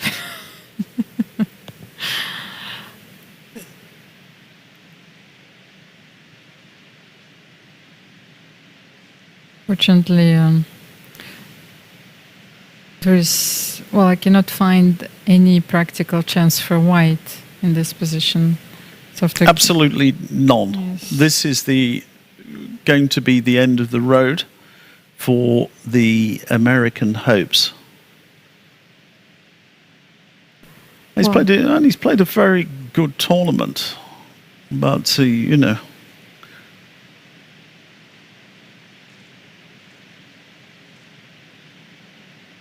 Queen A1 check. That's it. As you said, it's a very, very long diagonal. Queen E5. Well, you can play queen takes H2. It's just a draw. Queen takes H2 is the easiest.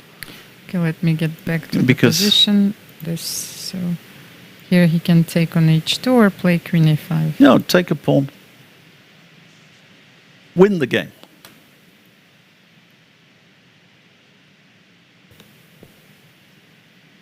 Win the game. That's what you do.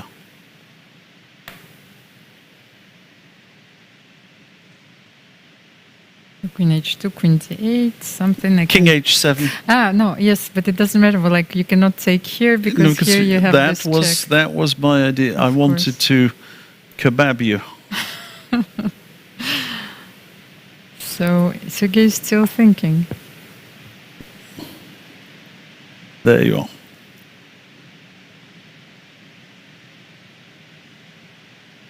Okay, 40 seconds, of course, is more than enough. That's why I'm saying, you know, play for a win. The thing is, once you remove that, and he goes for yeah. I mean, it's the last chance because that's a sort of the only joker in White's position. And even there, it doesn't help him. I mean, he's gone King G7. King goes to H7.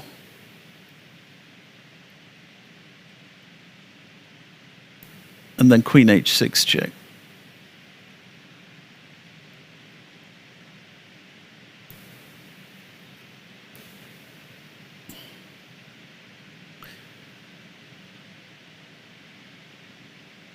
Well, once again, Sergei Karjakin has shown his fighting spirit, and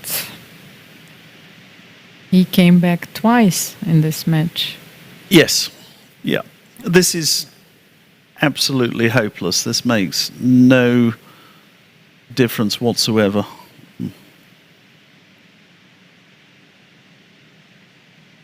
Queen A2. He gives him a chance to give a perpetual. Yes. So. Which he doesn't do. I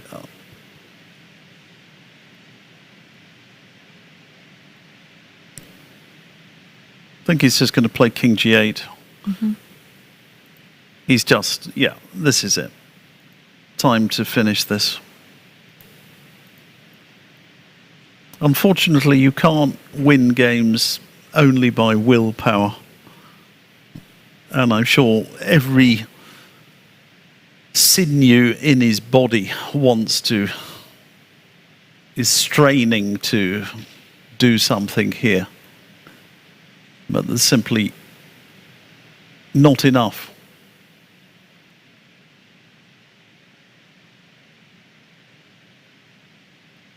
Maybe Queen F2.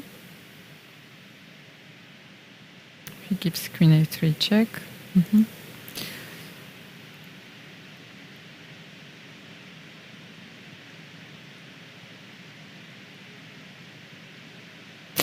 Nigel, he wants to bring his king here. He wants to somehow to. It ain't gonna happen. Yes, Queen B2. Queen B2. Queen B2. I'll stop you. So Queen B2 right now. Nothing going on.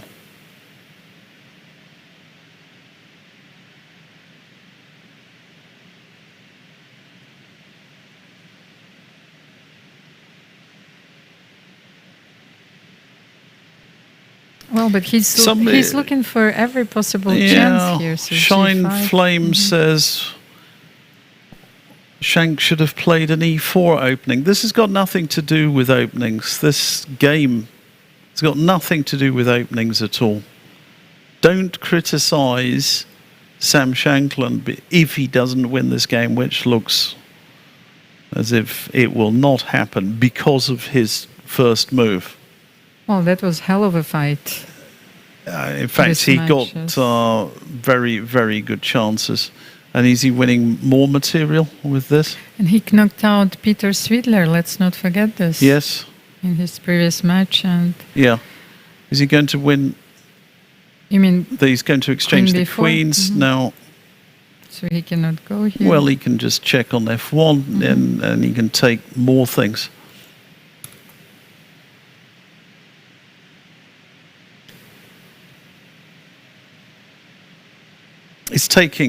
He's winning a second pawn, and he's going to win the game. Yeah, that is. I think he's going to resign at this point. He's winning a second pawn. He's resigned. Well, Sam Shankland resigns, and Sergei Karjakin qualifies to the World Cup semifinals, and where he's going to meet Vladimir Fedoseev. So there will be one Russian player in the final of this World Cup. So clearly, Shankland thought a draw is the same as a loss in this game. He could have made a draw very, very easily in this game, but tried to, whatever slender chance he had to continue somehow. Nigel, we will take a short break and we will be back with Maxime Vachelagraph. Please stay tuned. Okay. It will be just a technical change, and we will be back in a few minutes.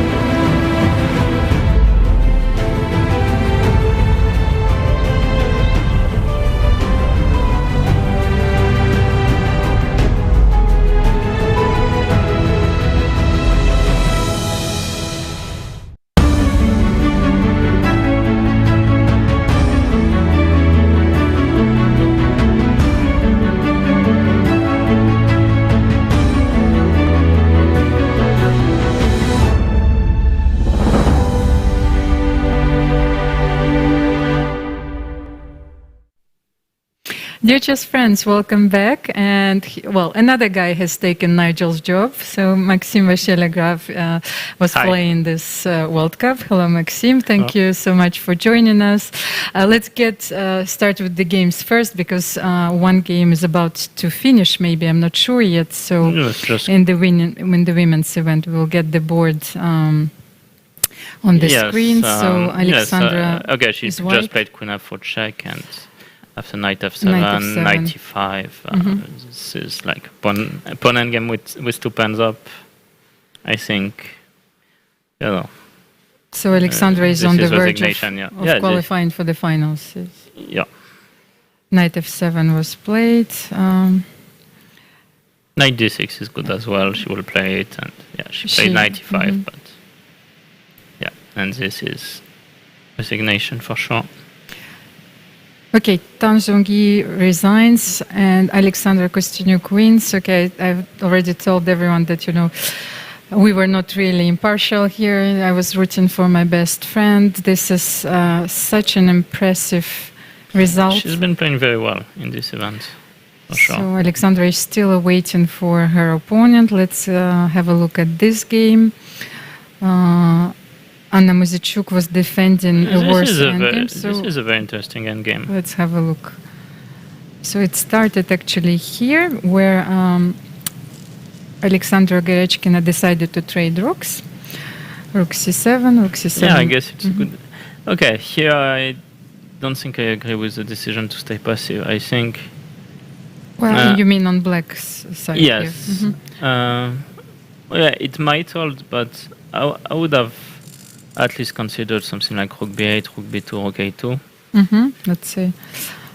And to go for this endgame, let's say rook a7 and king f6. Yes, something like this. I'm not sure it would hold actually, but generally then this way you can justify also this double pawn. This is a very nice trick, that these pawns on e7, e6 are actually better probably than f7, e7. Also, it depends. Like, it could well be lost here. The way she played, I think it's too passive. Simply. Maxime, you were the world's probably the most renowned specialist in the Grunfeld. If we can get back in the opening, it was such an interesting line. So we didn't know much about it. So first of all, bishop g4. I know it's been played quite a lot in this World Cup. I think Dubov played it first against... I mean, during this tournament, because I haven't updated my database yet. Dubov played it first against Gukesh, I think. That was, a crazy then game. Then it was played by Katerina Lagno, and not today. And maybe there were some other games. So did you analyze? Did you have a look at it? Very, very brief. So, I don't pretend to hold the whole truth in this line. But of course, F3. In general, I think it should be slightly worse for black. But it's an interesting try. Okay. So, of course, now we have this position on the board. So let's get back. Okay, Anna decided to go for passive defense, rook c7, rook c5, h6. I see a nice trick coming up. Okay, well, Maxime sees tricks everywhere, even in positions which at the first sight look very simple. So let's have a look. And h5. Okay, I'm not sure. But you want to aim for the crazy rook. For example, let's say this. But how do you do this? You need something like sacrifice your rook. But like rook. Rook b8. Yes, rook b8, exactly. And if rook a6, I go rook b7.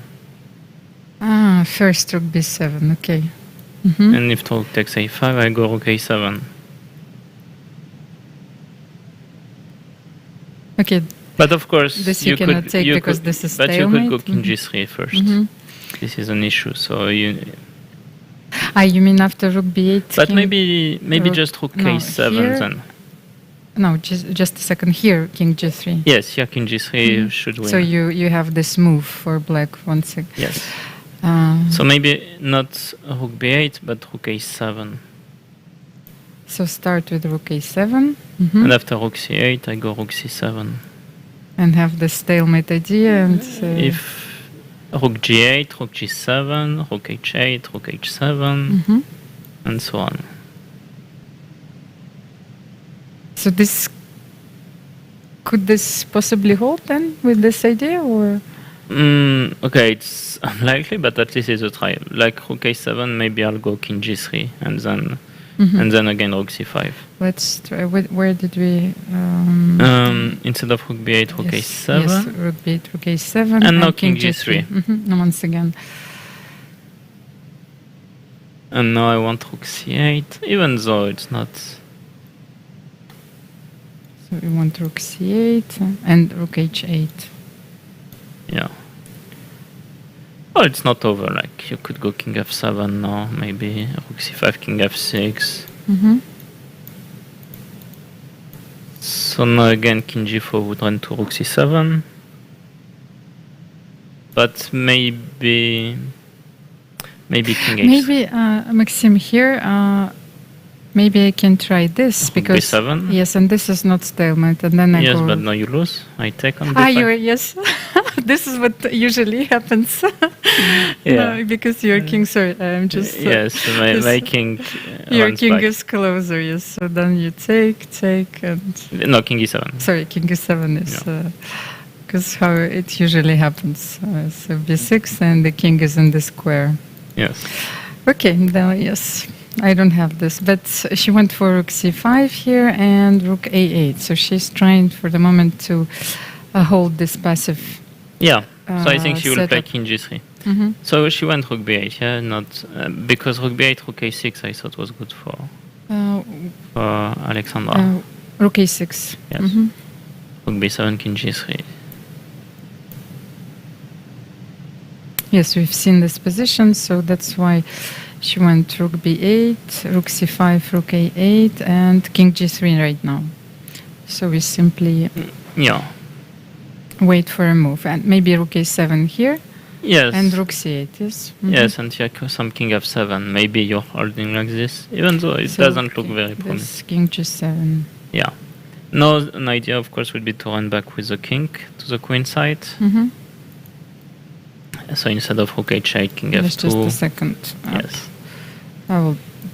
These crazy errors. So here, let's see, where's our variation? Instead of rook h8, we could start with king f2. Yeah. Do we have something more than king f6? For the moment, for the moment, no. Okay. King f6, king e3, king e2, both are possible. Yes, and now I have an idea. I go rook b7. Here. Yes, instead of king f7. King f7, okay. Yes. Rook b7, let me just maybe take this out of the board. So maybe rook f8 now could be an issue. And after king g7, I go back to a8. Yes. Because I wanted rook b2. But no, maybe you're even in time for g4. Even though, then, practically speaking, it might still be a draw. Like you go rook b3 check, rook a3. And you have some chances to hold. And king f6, yes. Although, if you go rook a8, pawn to a7, this might just... Yeah, this is probably just a win. It's because, wow. Yeah, pawn to a7 for the king back to g7. And then you bring the your king to yes. the d5. Yes, let's demonstrate this in some way because so it wouldn't be too abstract. So let's say rook a8 here, you wait. Let's say we push our pawn while you wait. Why is the chat talking about probabilities here with pi number? I don't know. Nigel was taking care of the chat for quite a while. Yes, but now I'm taking care of the chat. We left them abandoned for too long. Yes, I don't know. And they're going crazy. So I don't know if you're more dangerous They're going than Nigel. full stochastic. So Rugby 5 has played. Maxime, well, for the moment we have this position on the board. I wanted to ask you a few questions. First of all, well, what do you think about your result, of course, and then, well, your second Etienne Bacro made it even farther, then you stayed to help him. So tell us a little bit about it. Yeah, of course. Like I played well as well as I could, basically, but Sergei proved to be a very tough opponent. Played some great defense. Some in the last game, I knew he was going to be a very tough opponent. I had also actually a very tough match in my third round against David Paravian. Yes. So even though I was dominant, he was also very, very tough in defense and clearly played much better than his rating suggests. So yeah, in general, I cannot be too unhappy with the way I played, but of course the result is not what I wanted. And but Etienne, I was very happy for Etienne. He didn't really expect to have such a result, but then with every match he's getting more confident. Yeah, he was getting more confident. He was also very happy to play. It was clear he didn't play for some time, like most players, because of COVID in the last year. So he played a bit, but definitely not as much as he would have liked. And I think this willingness to play and to fight in every game was the key to his success. So you stayed to help him prepare against Magnus Carlsen. Here we have your roles have been reversed because Etienne Bacro was, it still is your second. He has been helping you for many years. So tell me about this.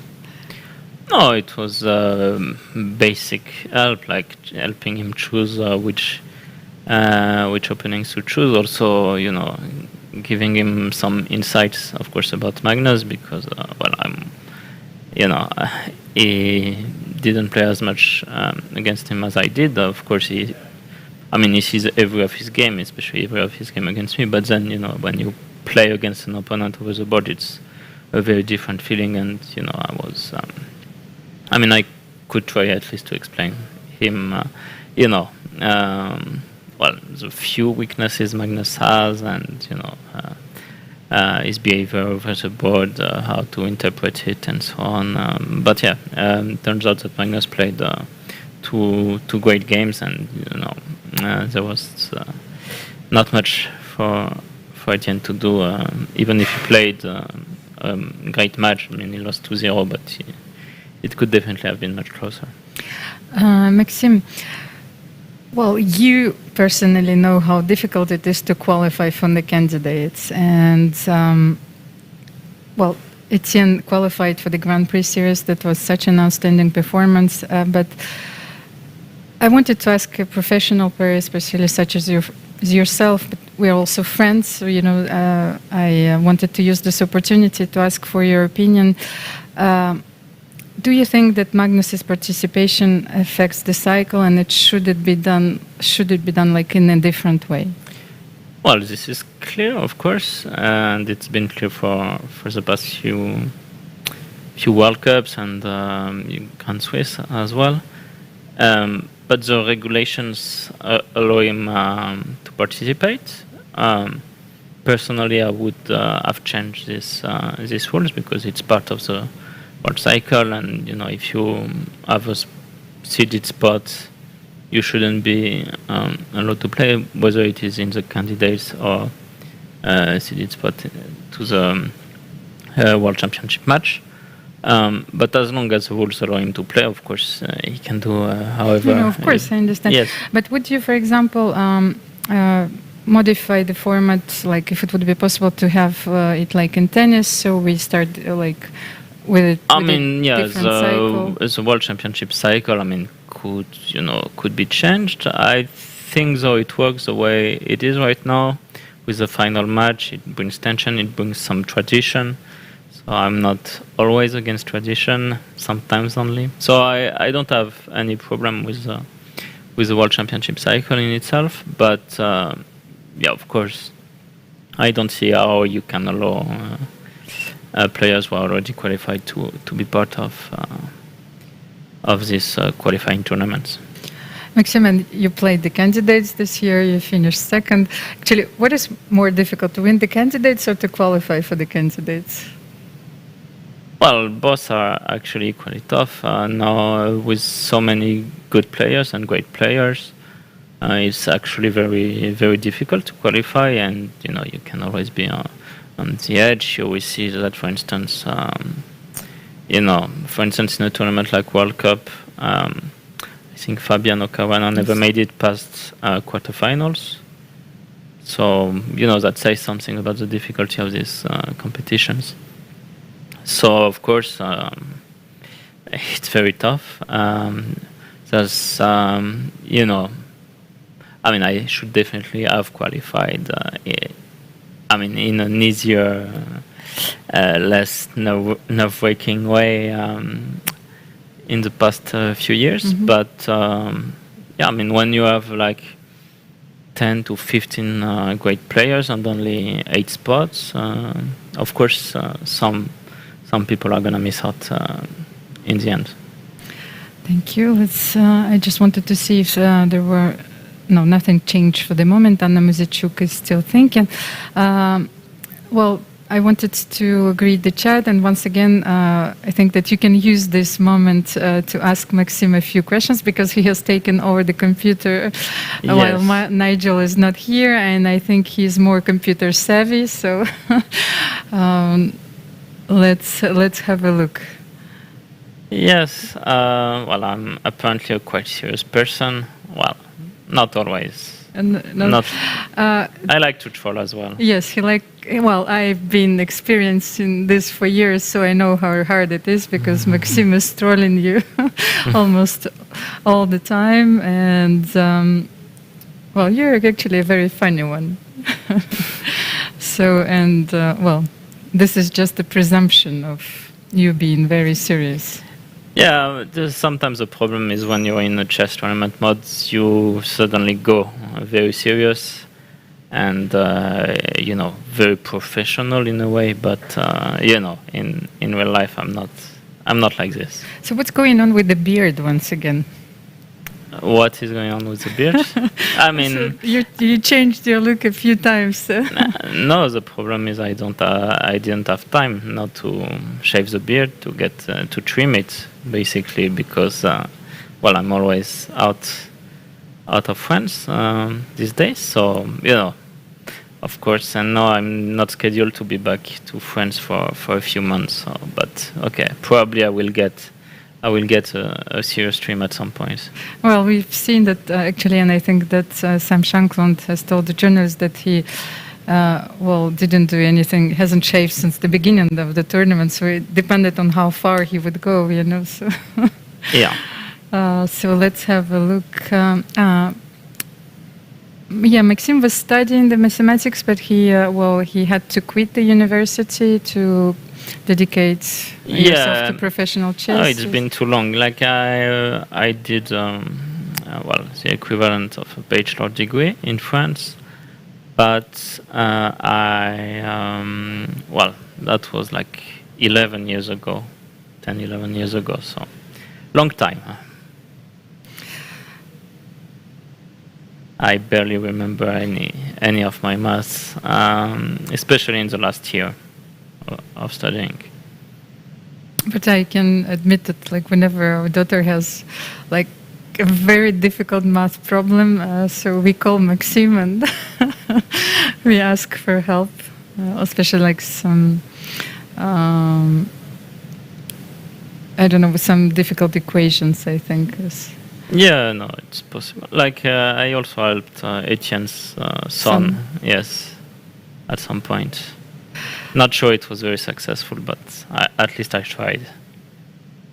I even have a friend who started teaching mathematics in middle school, and at some point he was bored and he gave me his copies to grade them. Maxime, and I was very happy to do it because I like to to point out mistakes. Yes, this is one of Maxim's qualities, actually. It's just quietly saying, this is not precise.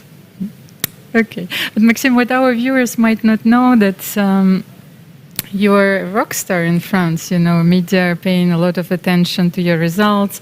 During the candidates, French newspaper Equipe, which writes only about sports, dedicated a daily article to the tournament, and they wrote about your results. So you've been on many talk shows. So and I feel that you feel responsible also for promoting chess. And please tell me a bit about this. No, of course, I think it's very important to help growing chess in France. I think we have an incredible opportunity. There's been quite a boom in chess lately. I mean, partly due, of course, to Queen's Gambit. A lot of it is also due to notably Kevin Bordy and his Blitzstream channel, who made chess very, very extremely popular. I mean, I think he broke numbers like 35,000 viewers during the candidates. So this is actually quite huge for France and for Twitch as well. So, I think also what was good is that we opened up to a whole new community of chess players, and generally a very, gratifying one, very, very supporting one. Very also supportive and so on. So I'm happy to be part of, this sort of this movement. Yes, this movement, and I'm hoping, of course, that I can keep on playing well, and Etienne, of course, also Alireza, because he joined, and I think we have a chance to, we already had chances to win Olympiads, for instance. We also can have a shot at the actual world title. So, me and Alireza at least. I don't have many years left, but at least I will try to make the most of them. I'm very happy to, in general, that chess is getting a lot more recognition in France than it used than to. Before. Of course, this is of a big interest to our fans, So, do you have like a real rock star, a lot of girls following you during the tournaments, waiting for you after the games, asking for the autographs, or maybe? Well, not only girls. It's not gender related. But you have supporters. I also got some friends, for instance, in the Paris tournament, I had lots of people coming over to watch the games, especially because it was not open to the public, but I was able to bring a few guests, so this was good for me, even if the results didn't show that. So, in general, of course, I'm very happy with the way things are trending in France. I just wish I was playing maybe a little bit better. But that's always, easier said than done. Well, I just had this phrase in my head. I had this James Bond, so you can come and say, I'm MBL. Yes. So, haven't you tried this yet already? No. No, not yet? Okay. Not yet. Well, have it in mind. Next time you're coming, so I'm MVL. So, as you can see, Alexandra Karjakin is still waiting for her opponent's move. Yeah, but Rook b5 is a very clever move. Because what I don't have is actual... clock. Yes, clock. Because, but, it moved 41, so Anam got 30 more minutes, so she's probably down to 25 minutes. She was thinking for quite a while already. Yeah, but there's a reason why. Because let's say it's some sort of zugzwang already. If the rook moves to a8, then rook b7 and rook h7. Yeah, so if rook a6, if I stay on, then rook h7, and you lose this pawn, so you cannot play in this way. So if you move the rook to c7, then rook takes a5. Rook b5, rook a8, rook b7. Then rook c8. Rook h7 as well. Oh, rook h7, yes. Okay. So here rook b5, then rook c7, then we can take the pawn. Yes, because now the king is not on g4. So, but but okay, it shouldn't work. But okay, one cheeky try would be to play g4 here. But even if you blunder and play king takes g4, you're probably still losing. But also you can play something like f4, and I think this is an easy win. So. But king g4, there is nothing we can do. No, you have rook a7. No, yes, of course. You win the pawn, but I mean, rook b5. You keep all the pawns. Yes. So rook b5 and rook b8 here. You also threaten rook g8 yes. and rook g6, of course. So. Yeah, I think this is basically game over. So while we were talking, you were also thinking about the game? Not really. Not really. But, I was thinking if you were able to analyze this. So. I mean, if I wanted to, I would have, but I didn't think about it. And I've been asked whether I've ever played in Canada. I've never been to Canada, actually. I've been to the US, of course, a few times now, especially in St. Louis, also a bit in New York. But and you're going to play in the FIDE World Cup? Yes. Very well, soon, I'm actually going tomorrow because I cannot go back to France. Yes, because we have different... we have travel ban from Shankland area. From Shankland area, so you would have to go through a quarantine of 10 days. No, not even that. Yeah, you cannot go unless you have some imperious for reasons, the United like States. Yes. Okay, so you go directly to St. Louis from Russia. So this will give you some time for us to find the jet lag, of course, and you start with the Rapid and Blitz. I'm not playing in the Rapid and Blitz. You're not playing in the Rapid, no, you only play the classical. Yeah, I only play the classical, so, but I'll be watching the Rapid and Blitz. This will be an unusual role for you. Just to remind our viewers, you just won the Grand Chess Tour in Croatia. Yeah, in Zagreb. That was in Zagreb. That was a Rapid and Blitz event where world champion challenger Jan Nepomniachtchi played as well. This year we are missing out Magnus Carlsen. You know, he's not playing any of those events. So, what do you think about this match, actually? Match? Well, I think Jan showed very serious improvement in the last 2 years. So clearly there's going to be a match, and he's going to be, well prepared. Magnus is still the best player in the world. He has been so in the past 10 years, so he'll be the favorite. But yeah, I would say his main advantage might turn out to be the fact that Magnus played like already 5 or maybe 6 matches for the title.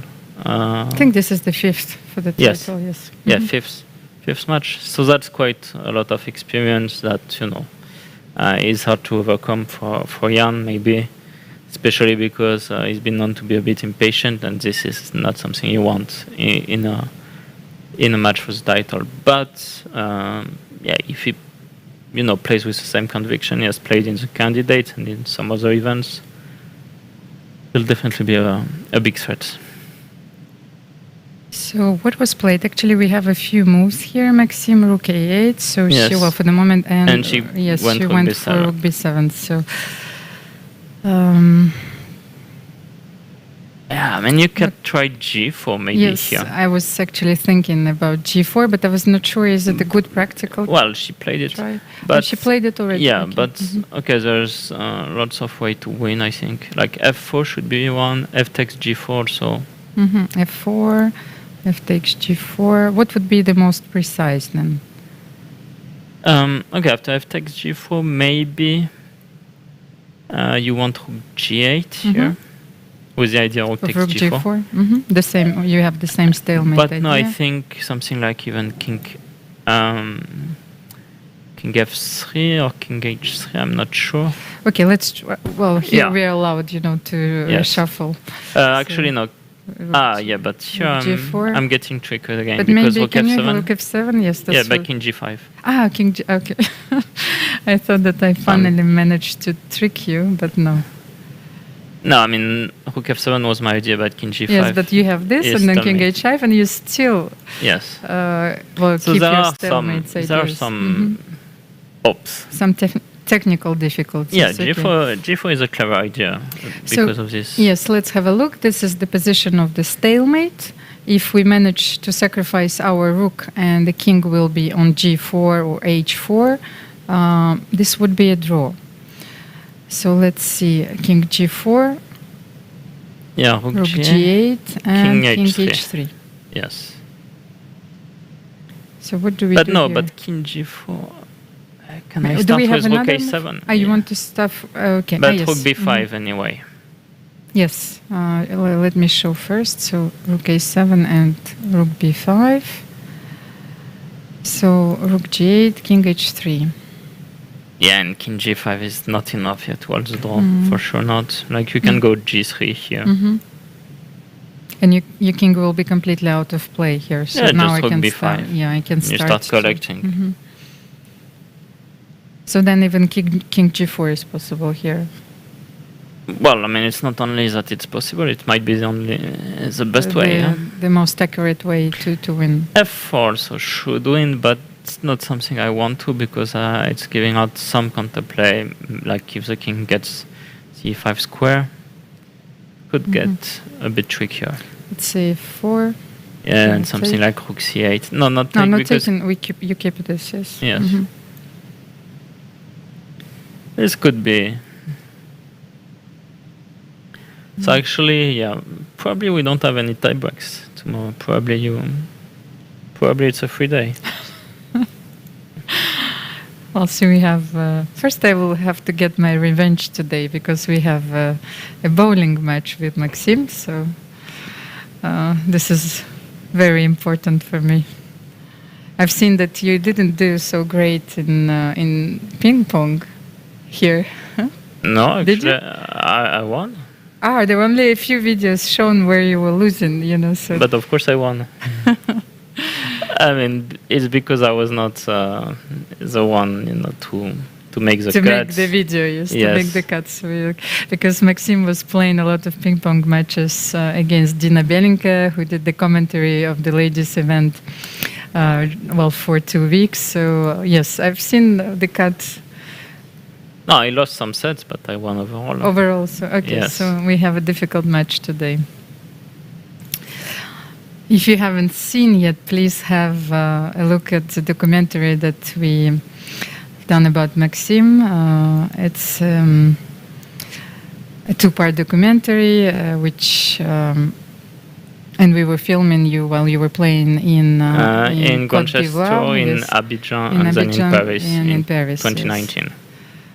So, And that was a fun experience. how did you like the documentary yourself? Because you had to wait like everyone else for 2 years, like to watch it. No, I actually watched it. They showed it to you before? Yeah. I saw it before. It was very good. So, where I think, you share a lot of secrets, and we can see your parents, your friends talking about you, and one might learn a thing or two about you. So, do we have more questions there?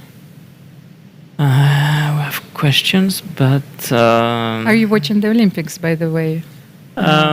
little bit now that I have some free time. Sometimes. But sadly I don't have. I cannot manage to watch. The French channel, so I only have the Russian channel showing it. So it's mostly Russian athletes, and some of them I don't even know. But it's always fun to watch the Olympics. Yes, I know that you follow almost every sport. Almost every yes, sport, so, yeah. And during the Olympics, what are your favorites? I like actually to watch the sports that I'm not used to watch, of course, table tennis, but also some more, out of, less recognized sports, because it's also part of the experience. So what was your latest discovery? The problem is with Russian channels, you don't get to make lots of discoveries on new sports. But I remember there was some pentathlon, archery, and so on. Like sports you don't generally see on TV. So Well, actually, I watch almost everything during the Olympics. That's why I simply, especially when I was a kid, I still have the memories of the 1980s Olympics in Moscow. That's why, to play in Moscow next year would be so symbolic for me. Especially, I hope that both French teams will be able to participate, and I think that both teams are actually having good chances for the medals next year. So, what would be the team? Alireza? Well, I mean, we don't know. I mean, of course, I think, I mean, if we have the strongest team, we have Alireza, Etienne, and I. Mm-hmm. That's for sure. And then it's already not clear. There are 4 or 5 players who can. So who are in contention for decide for 2 spots? Well, at the moment, I would say, if you depends what you want. If you want an experienced lineup, you would take something like Christian Bauer and Laurent Fressinet, of course. If you want maybe some young guns, I mean, they're not so young anymore, but Maxime Lagarde, Jules Moussard. So these are the 4 I can think of. There are other players who could actually, like Yannick Gozzoli also. Could definitely get a spot. And some others, Romain Edouard also played lots of time for France, and so on. I think we have young talent. Yes, I wanted to come back. Yes, with Grandmaster, and he actually played in the French team in 2019. But that was also because experimenting also. Yes, and none of the main team was playing. Mm-hmm. So for the moment, he clearly doesn't have the level to play in the French team. But hopefully soon he has it. We even have some younger talents also coming up. So we could definitely be in contention. Especially if I manage to keep some good level for say the next 5-6 years. Maybe at this moment we will have very young guns, and I will be the old the dinosaur. The dinosaur, as Nigel calls himself. Exactly, the dinosaur. Well, but it's getting more and more difficult. We have so many good players, and King G4 was played. I think that Anna is in big trouble here. I mean, she will try something. Yeah, that's why. Also, because earlier, so she could sack the pawn. And here, what I don't like is she could have her pawns on e7 and d6. That would have been much more. You mean solid. You lose the a5 pawn, that you but had before, yes. Here, if you had lost the a5 pawn with the pawns on e6 and d5, it's over. But with the pawn on e7 and d6, you have chances to fight. So that's why I was advocating for this active defense earlier. Yes, let's get back so I can show it before. And there's a question. There are actually chess Olympics. It's called the Olympiads. Of course, it's only one event. Yeah, it could have been Olympics in Rapid, in Blitz, and so on. But takes too much time to organize. But maybe it could be an idea to do it like a real full chess Olympics where you maybe not like the actual longer one. You have the separate chess Olympiad, and then you have some Olympics with some Blitz, some Rapid, maybe some problem solving, study composing, and whatever you can think of, blindfold play. I mean, I actually think blindfold chess is very interesting, but it's never played because, for one thing, chess players find it too difficult, which is true, but it's also very challenging. Yes. So I think it could be quite fun. And she actually resigned. Yes, Anna Muzychuk resigned. I just wanted to show this position, so you thought that she had to keep this structure. Yes. And go rook b8, go rook b8 here. So a very important victory for Alexandra Garechkina. So now we have the final set. So it will be Alexandra two Garechkina. Alexandras playing in the final. And two Russians. Yes. So there will be a Russian winner of this World Cup. There will also be a Russian finalist in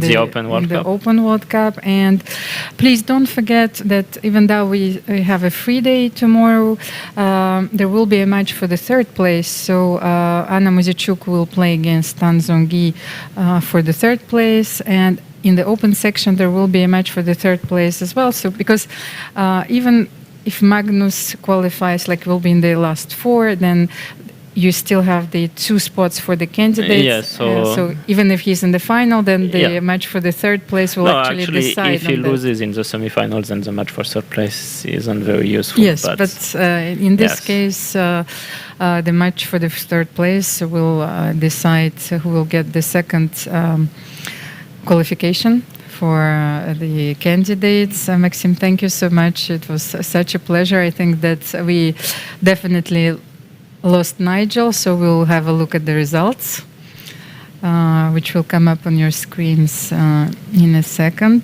Yes. So Sergei Karjakin, okay, let's women's first. Everything's set. So we have, like we said, we have 2 Russians. 2 Russians. And first of all, please don't be fooled by Alexandra's Kostyanyuk rating. 2,472 doesn't reflect her real strength at all. And I think she's actually up 50 points. Yes, she's on a such winning streak right now. She's probably, her life rating is like 25, 20 or something. So, Maxim, one word, what do you think about this final match? Who is going to win? I mean, Karjakin has been extremely impressive this year. She actually qualified, I think, for the Russian Super Final, which is a huge achievement for, that probably many 2650 players never achieved in their career. You have 5 or 6 qualifying spots, and there's like 15 players over 2700 from Russia. So. It is a huge achievement. I think she's the obvious favorite, but don't count out Alexandra Kostyanyuk. She played so well as well. She's been, very convincing. She's the former world champion. She won when she was 18, No. She was much older. She won in 2008. 2008, yes. She actually played against Hu Yifan, who was 14 at the time. But I mean, it is so difficult to win this event. So she actually won one of those. So she actually had this feeling already. She knows. And of course, she gained so much confidence in the last few months. Clearly, it's going to be a very tense final. Okay, and now we'll have a look at the semifinals. Yes. So Sergei Karjakin has done it again. We're missing Etienne, who couldn't make it against. Sergei has been very impressive to win another 2 games on demand. This is something out of the blue. Maxim, but maybe he was a bit unlucky. He started with black every time, so he won on demand certainly, but he I've never thought you were unlucky if you start with black. But actually, to be fair, in my career in World Cups, I only once had to win on demand, because all the other times I lost, it was the second game, and then I would not have a chance to win on demand. So the only time I had to win on demand, I actually won the game. It was against Yakovenko. From my memory. Sergei has won at least 8 or 9 games on demand in previous World Cups. For instance, against Artemiev here.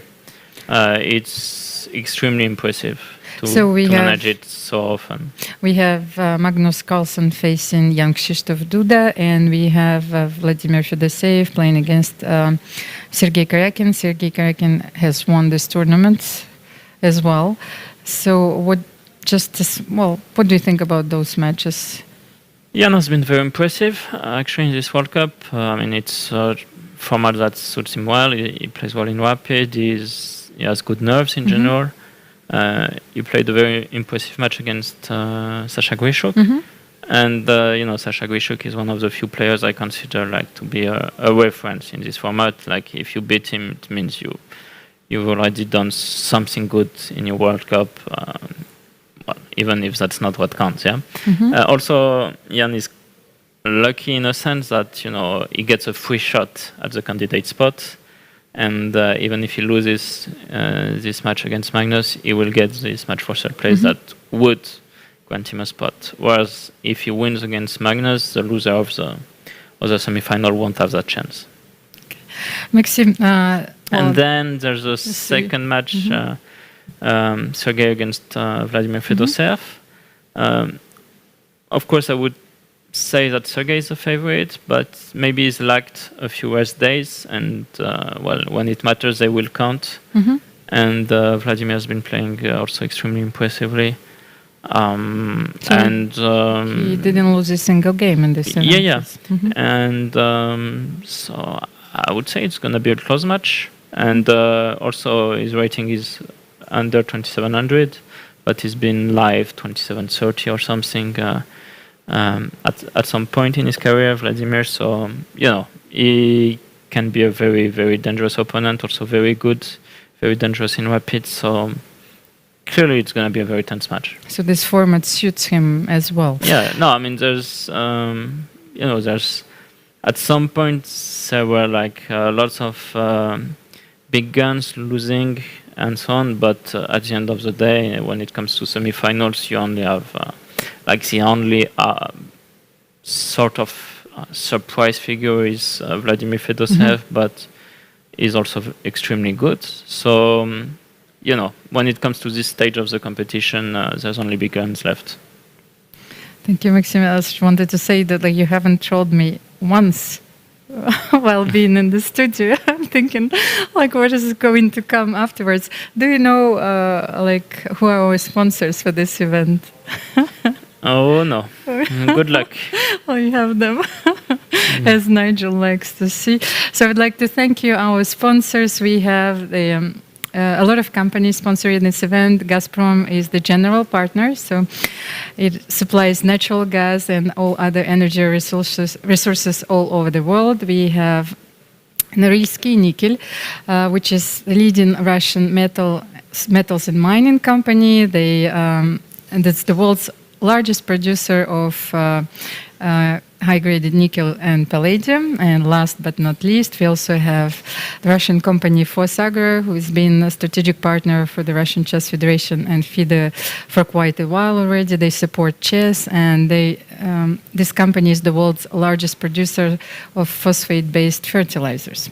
So how did they do? Well, I was not listening. Thank you so much, Maxime, for joining us. Please remember that tomorrow we have a free day, which is most welcomed not only by players but also by commentators. And we will meet you, in a day at the same time. And Nigel Short will join me this time. Thank you so much, and see you soon. Thank you.